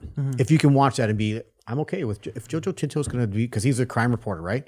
And he had the best deep voice in the world. I loved listening to Jojo Chinto like do his reports. I was kind of like, if Jojo Chinto said that he passed away, isn't he? I don't know. Did he really? I thought he did, man. I thought. Or maybe now I'm gonna have to Google that up. I think I'm thinking the other guy, the gray-haired guy. With the glasses. yeah. Not Gord Martineau, but Walsh. Is it Walsh? I know who you're talking about. Yeah, with the super deep voice. Yeah. The super tall guy. He was the guy that did the Friday night movies. Tune in Friday night for great movies on. I City feel TV. terrible. I can't remember his name, but yeah, you're absolutely right. He was awesome. He had the deep voice. He was a super tall guy with the big thick glasses. Yeah, I think it was him that passed then. Yeah, Jojo Chinto had the strong Jamaican accent, and he was the crime reporter, right? And so I was always told, like, Adrian, if you're cool with Jojo Chinto reporting what you did and be absolutely cool with what you did on TV, then you did the right job. If you're gonna watch TV and be like, oh my God, I don't want him to report that, I don't want him to show that one, it's kind of like, well, then you fucked that up. Then you should have done better, right? So I always did the JoJo test. It's kind of like in my mind, it's kind of like, can you live with yourself if this is on TV? And be like, okay, no, I can't. So I'm going to do this instead. I'm be like, that I'm okay with being on TV because I did the right decision, right? So for me, that was always the test when I was a young officer. That's what I was always kind of taught, and I always did the JoJo test in my head. I was kind of like, it's a good way to look at it. Yeah, and that's it was funny because when I was an acting sergeant on the road, I would tell kids, I'd be like, listen, do the JoJo test, and they'd be looking at me like, who the fuck is JoJo? and I'd be like, never mind. And so, that's when you start noticing. I'm like, oh my God, am I the old guy? Because I'd say like Sam Mayday Malone from Cheers. I'd make Sam Malone jokes, and they'd be like, this guy's a moron. Like, how old is this guy? So that's why I stopped using Jojo Chinto, and I started, just saying TV. If you could watch this on TV, but for me, it was the JoJo test. Have grievances been up on safety because of COVID? Like, are officers afraid? Certainly when it first happened, my God, everyone was just super paranoid because it was the unknown, right? It was kind of like we didn't have the results. We didn't know that it was, everyone thought, there's a chance you could die. So, I'm thinking we have 3,100 members. We have, just over 2,000 cops. I'm kind of like, I'm thinking in my head, I'm like, so say we have 1 in 1,000, it's the odds. I'm like, we could have 2 coppers die from this COVID. I'm like, I'm looking at the rest of my team going, this is bad. This is bad. Like, we need to get PPE, we need to get alcohol, we need to get face masks, we need to make sure we protect our people like as much as possible. Because I couldn't stand if we lost one, let alone in my head. I'm just thinking 1 in 1,000, right? Thankfully, that's not even remotely close to what it is. But yeah, it would make me very, very nervous. So it did, certainly at the beginning, made me extremely nervous. Now, same thing. It's just washing your hands, taking the precautions, not being careless, making sure you read the calls before you go, and making sure that you look after your teammates, basically, right?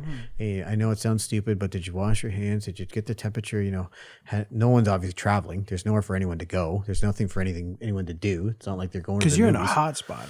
We at Brampton is the hot spot. Because I 20% people or something like that. Well, I told my wife tonight about you. So And she's like, "Don't go." And she's like, he's in a hot spot, you know. And I go, fuck, I know. I go, but he's at a desk job. I lied. He's at a desk job. He's Oh no, I am mainly at a people, desk job. know? But yeah, like I had to like soften the blow with her because she was worried. well, unfortunately, or fortunate, depending on how you look at it, I don't get to deal with the public too often, right? I deal with the officers all the time. And I try to get to see them as much as I possibly can because I want to have my finger on the pulse with them and how they're feeling. And is there anxiety? What do you guys need? Like, is there something I can do better so that your day is easier or more enjoyable or whatever the case may be? Because that's important to me that they've got that, that one, that they feel protected, and two, that they know I've always got their back. And I want to know what your issues are. So I try to get out there as much as possible. I don't have contact with the public per se, but they do, and then I have contact with them. So there's obviously I could have that cross contamination, but again, knock on wood, we haven't, and they're all very good. I'm obviously uber protective and make sure I have my alcohol swabs, and I got my gloves, and I got my face mask and that type of stuff, and try to social distance as possible. And the biggest problem for them right now is the gyms are closed. They hate that because you gotta you work a 12-hour shift. You get 90 minutes for your lunch, if they get a lunch, because they're run off their feet. And it's kind of like, man, all I want to have is 90 minutes so I can, or like 60 minutes so I can crank out a workout, go for a quick run, have a shower, have something to eat, and get back on the road. And then when that gets taken from them, they're like, well, now what the hell am I going to do? I can't lift weights. It's tough to go for a run because people get freaked out or whatever. So what am I going to do for 90 minutes, right? And the call volume's super high as well. So it's tough for them. That's what I think the biggest thing for them right now is that they can't work out. Not having that outlet. Really Not having sucks. that outlet. And it does. You need that outlet. You get pent up and there's so much stuff, and you get all the anger, frustration, the bullshit out with the 90 minutes, hitting the bag or just going for a run, lifting weights, whatever you want to do, whatever your decompression is, whatever brings you back in. You need that bike ride around the block. Yeah. You need that bike ride. You can do faster. And what's even funnier? What's even funnier is now knowing your dad.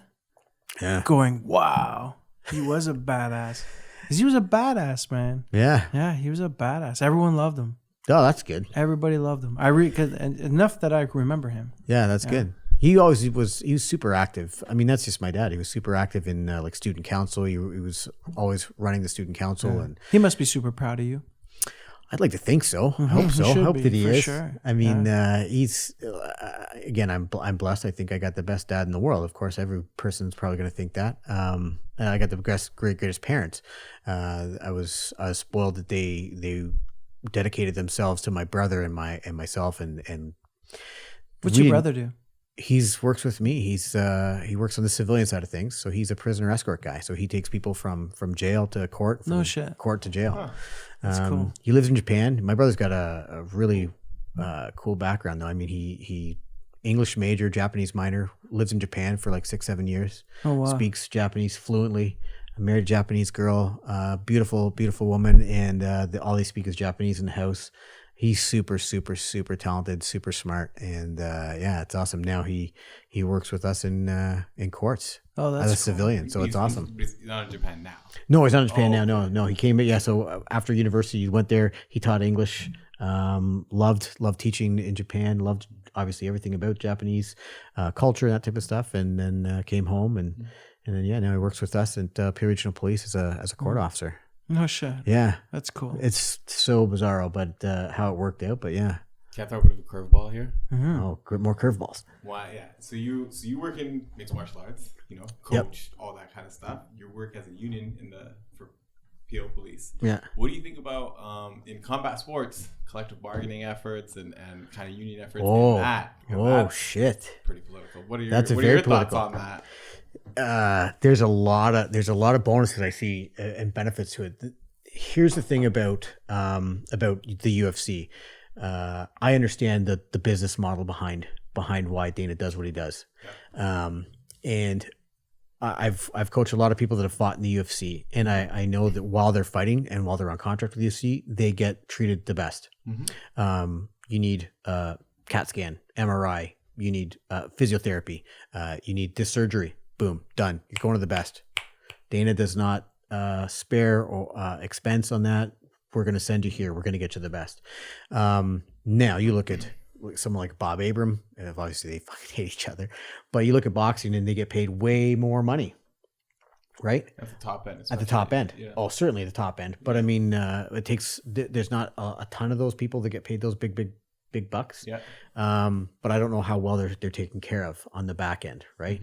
Where you look at Dana and whether you love him or hate him, you have to respect that he looks after people. Yeah. He, I get both sides. I totally do, because if they went to the model of boxing, they wouldn't be anywhere near the success or the size that they are right now. I try to follow boxing. It's impossible to know who's the champ. No, because which belt is it? I might find the WBO. You're like, oh my god, I be Continental, and there's a it's a mess.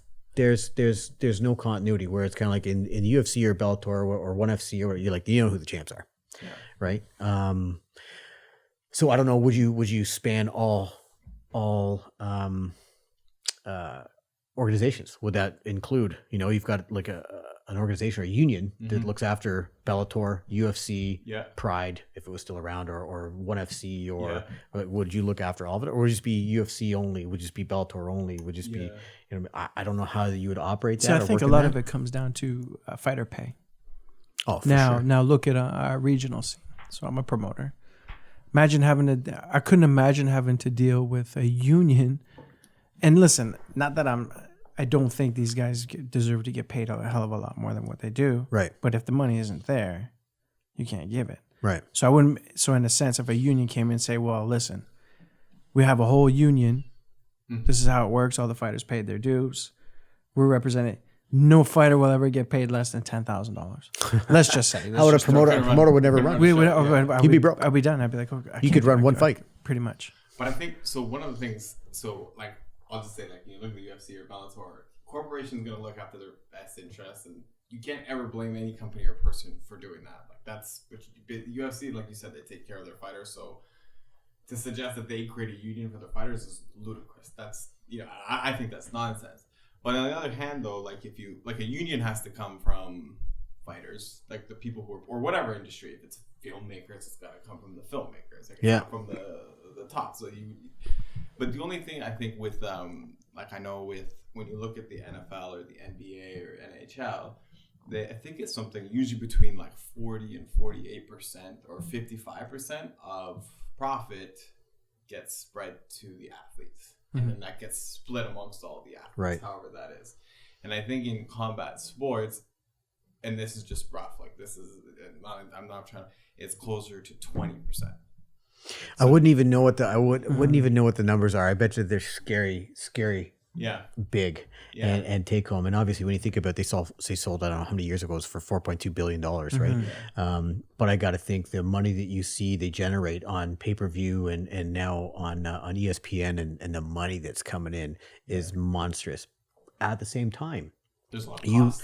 There's a ton of costs that are involved in that. And you think it is not a small operation. You look at everything that's, it's so Elena and I and Kyle or Diana, we all go to this, we're going to Vegas, and there's doctors there's therapists there's physiotherapists there's nutritionists everything is provided for you. There's nothing you'd want for nothing.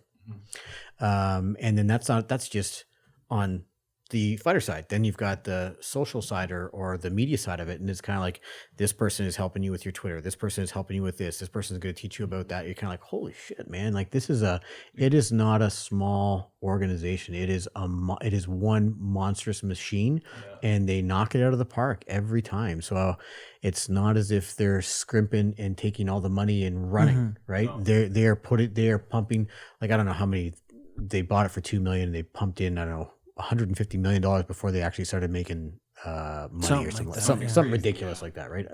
Don't quote me on the numbers, but they put in 1,000 times more money before they started making money back. The Fertittas and Dana White, right? And that risk should be rewarded too. Risk to reward, but you look at it now and you're kind of like, oh my God, look at this is phenomenal. Because I've coached other people where I've gone to Bellator, I'm like, this is a joke. Or I'm kind of like, at the UFC they do this, and you go to other small organizations, you're kind of like, oh my God, like this. They want us to do that. You guys do that. I thought this is you. Well, Sam Stout was saying even when he went to Fight Island, they had a lady there whose job is to get people their blue check mark on social media.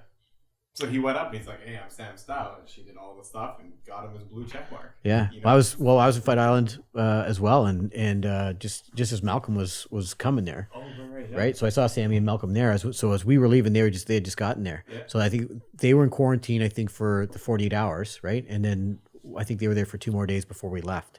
But yeah, they do everything you want for nothing. Food was delivered to your room. Yeah. It was crazy. Like they do everything for you. So I mean, obviously everyone wants to get paid more. But at the same time, if you want a quality production from start to finish and treat your athletes so as well as they do. Now, of course, there's going to be people like John Jones that say, I don't get treated well enough. Okay, well, you might be a bit of the author of your own demise as well, right? Yeah. But right, it's one of those things. It might be interesting because you got such a mixed background, But I'm a mixed bag, right? So it's weird. It's just one of those things too. Like I think we all want to see fighters do better. Like, of course, more, and how. But on the same note, like some people want to oversimplify it and just say, hey, like. Your employer should just give you a ton of more money. Like it's just crazy complicated. I just find it really fascinating. So there's a lot of things. I mean, you think about older NFL because you think about concussion syndromes and stuff like that, right? You look at some of the players that played in WWE and that type of stuff, and you look at what they did to their bodies and they sacrificed for their bodies, and you think about, well, where are they money wise? There's a lot of people in the WWE and the NFL that were from a long time ago are flat broke because they didn't have a union to protect them or whatever the case may be. So I see both sides. I truly do. But with an organization like the UFC, they really do it right. They do. Always comes down to who spends the most. Oh, of course. Always. That's if you got the money in the bankroll to do it. As long as they're invested there, and that's what I think that they did so well. I mean, Dana White wants the biggest fights, but he pays money, but it's also, I want the best fighters. So if I look after them the best, they're going to come here. I'm going to promote. Like they spend, their production has got to be ridiculous. I couldn't even imagine what they spend on production. I guessed they probably spend just in lighting and big screens at an event that I would spend regionally on a whole event. Oh, like I'm looking at I think even like the gate that they do, like they make a few million a gate. That's just to reduce the cost. Like that. Yeah, like, they don't make money in the stadium. I don't think they ever make money on the gate. Yeah, no, if they didn't have pay-per-view, they'd be super negative type of thing. You look at exactly. You look at the lighting and the setup alone and the cost of setup. Holy smokes, they're paying those guys. Excuse me, I saw a guy that was there and he's from Ontario, and he's just a cage setup guy, right? They're paying him to be there in Abu Dhabi for 42 days or 43 days or whatever it is. They're paying him every day. That's insane. Well, the cage was only set up once. Yeah. But if you have to move stuff around or something needs to be tightened up, they have to go down there. So he's one of 4 people. I'm kind of like, so you're paying this person, one, to fly there, be quarantined, set up the cage, tear down the cage, tighten up the cage, whatever, once. But that person's paid to be there with 4 other people. Like, that's a lot of jack. Yeah. So even when I was there, I was at the weigh-ins for one of the guys I was doing some shooting with, and the UFC's got like 3 red cameras there, and those are $25,000 each, just for the weigh-ins and just for a video that hardly anyone watches on their YouTube page. But again, crazy, their promos phenomenal, and if you keep cranking out that the phenomenal, their production is awesome. The way they hype up each fight is awesome. That media train just keeps grinding through and knocking it out of the park. That's money. That's big money. But then you get big money when you sell that fight on pay-per-view buys. Yeah, 100%. I don't know if you'd make the money if you had a union. No. Even being a union guy. Yeah, probably not. Well, and that's the thing too. Like,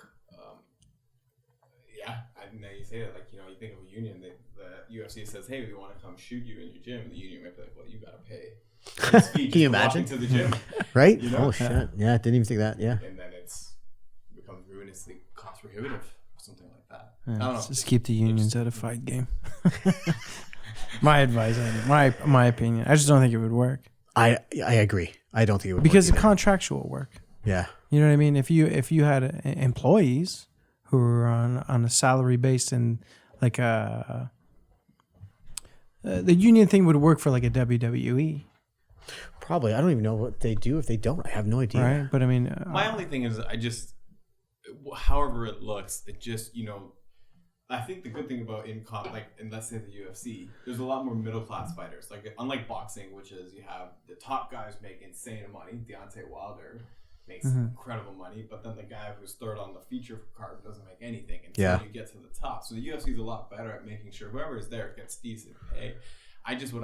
What I would like to see is you just see a lot of these people who, when they retire, not even retire. Like, I don't think anybody should retire from working at the age of 35. Doesn't matter who you are, but just a little bit more set up to make sure it's, I don't know, I don't say set after, but able to take that on, whether that's fine. And I'll tell you, there's a lot more broken hearts and broken bodies out there than there are people that were successful at UFC. I mean, you look at someone like a Mikey Barnett, and you know, and even a Jens Pulver. Like, Jesus Christ, like how many fights did Jens Pulver have after the UFC, where this guy's now fighting for chump change? I'm kind of like, oh my god, like I don't know, right? And that breaks my heart because you look at someone like a Mikey Barnett, who was at the time a contender, you know, and lost to Jens, and then Jens, you know, same thing, was a champion, and then lost to BJ, and then, you know, had another loss and another loss and another loss and another loss. Then now he's on the regional circuit again, and he's still trying to grind it out. Like, I don't even know how many fights he had after the fact, where, you know, poor Jens is getting punched out.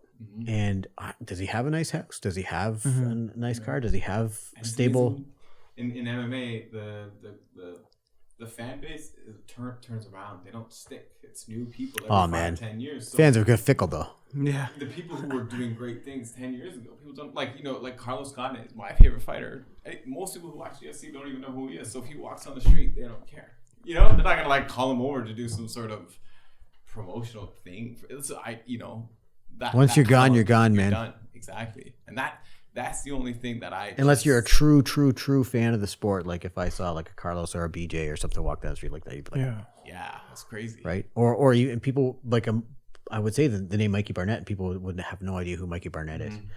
And unless you're true, smaller, it's probably a really hard one for people to remember. Yeah. Unless you're old. He's got two different color eyes. He does. Does he? Yeah. Like one blue, one brown. That's it. Yeah. That's cool. Yeah. I've spoken with him once, and he's a interesting individual. Yeah. Jens Pulver? Yeah. No.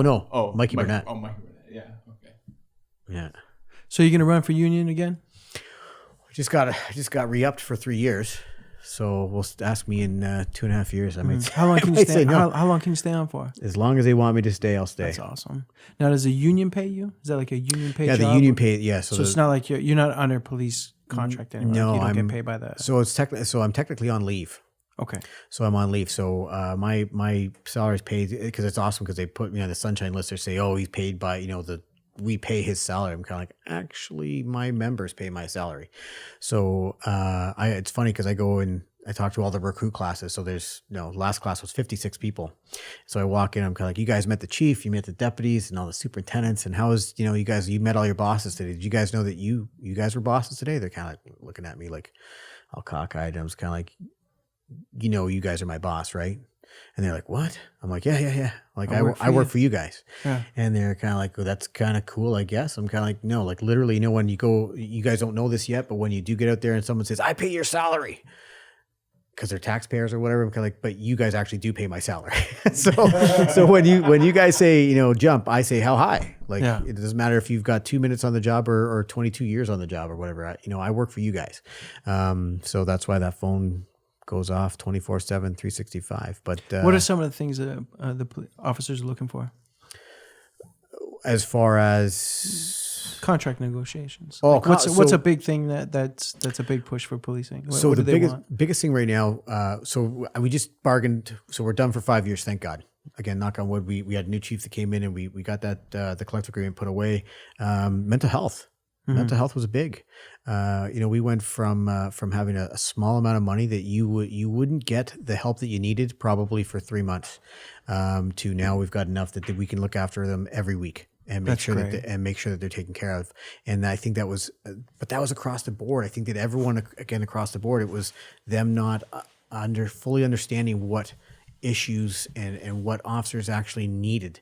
And again, it comes down to stigma. It comes down to, well, they're broken, so don't worry about it, or they'll be okay. No, they're not going to be okay unless you help. It's like I go back to the same analogy. You blew your knee out. It's kind of like, well, if you don't get your ACL or your MCL or whatever repaired or surgery on it, it's never going to get better. You're still going to think, oh, you know what? I'm a little bit better. I can kind of put some weight on it now, and maybe I can juke and move and yeah, you're going to blow your knee out again in no time. It's the exact same thing. If you don't get the help that you need or require, then you're never going to be 100%. So it's massive. That's pretty massive. And I mean, OPP did the same thing. Every police service out there is trying to do better for mental health. And I try to do as much as I possibly could. And I think that we have done very, very, very well, or I did very, very well for my members, because they deserve it. They need it. I would imagine that wouldn't be a hard sell, though. It wasn't, honestly. It was when you explain it, and unfortunately, sometimes I have to be as descriptive as explaining something to the bargaining table, where they kind of like, well, how bad is it, Adrian, or whatever, and you describe a suicide to someone, and then you get be like, how would you feel after that? And they're kind of looking, and these are people that have never been in a police officer ever in their lives. These are bean counters, and then they kind of go, I had no idea what you guys deal with, or what you go through, or what you see on a daily basis. And all I had to do was honestly describe one suicide. And they were kind of like sold.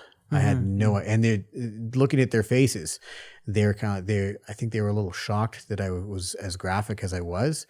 But I wanted to, get the point across to them. This is not just, I'm not just bitching to bitch. I'm not asking for more money because I want more money. I'm like, this is what they need to be okay. And it's not just okay to be just okay. We need them to be better than okay. And they got it. That's great news. And that's what, that's what every police service should be looking for, is to make sure that they can do better for them. And again, with the new chief, it was an easy sell for him. He got it right away. He understood. Yeah. Oh, he got it. Is that the same super who told you not to fight? No. He's long retired now. Oh, okay. The Chief Metcalf was his name. Good guy. Smoked probably about a pack of darts a day. Yeah. And I got along with him very well. He, I don't know how many times he'd be at the back smoking a dart as my superintendent, and then he became the chief. Super, super nice man.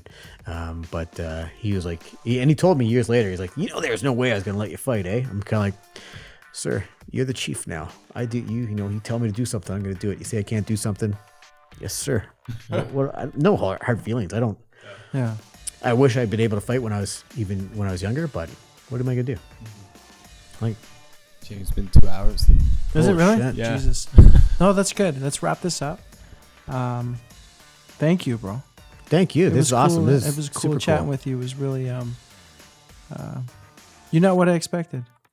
I wasn't sure. I wasn't sure how it was gonna go. You know how you go, oh, he's coming in. Is he gonna be a hard ass? Is he gonna be easy to talk to? You were super easy to talk to, super friendly, very smart, very articulate.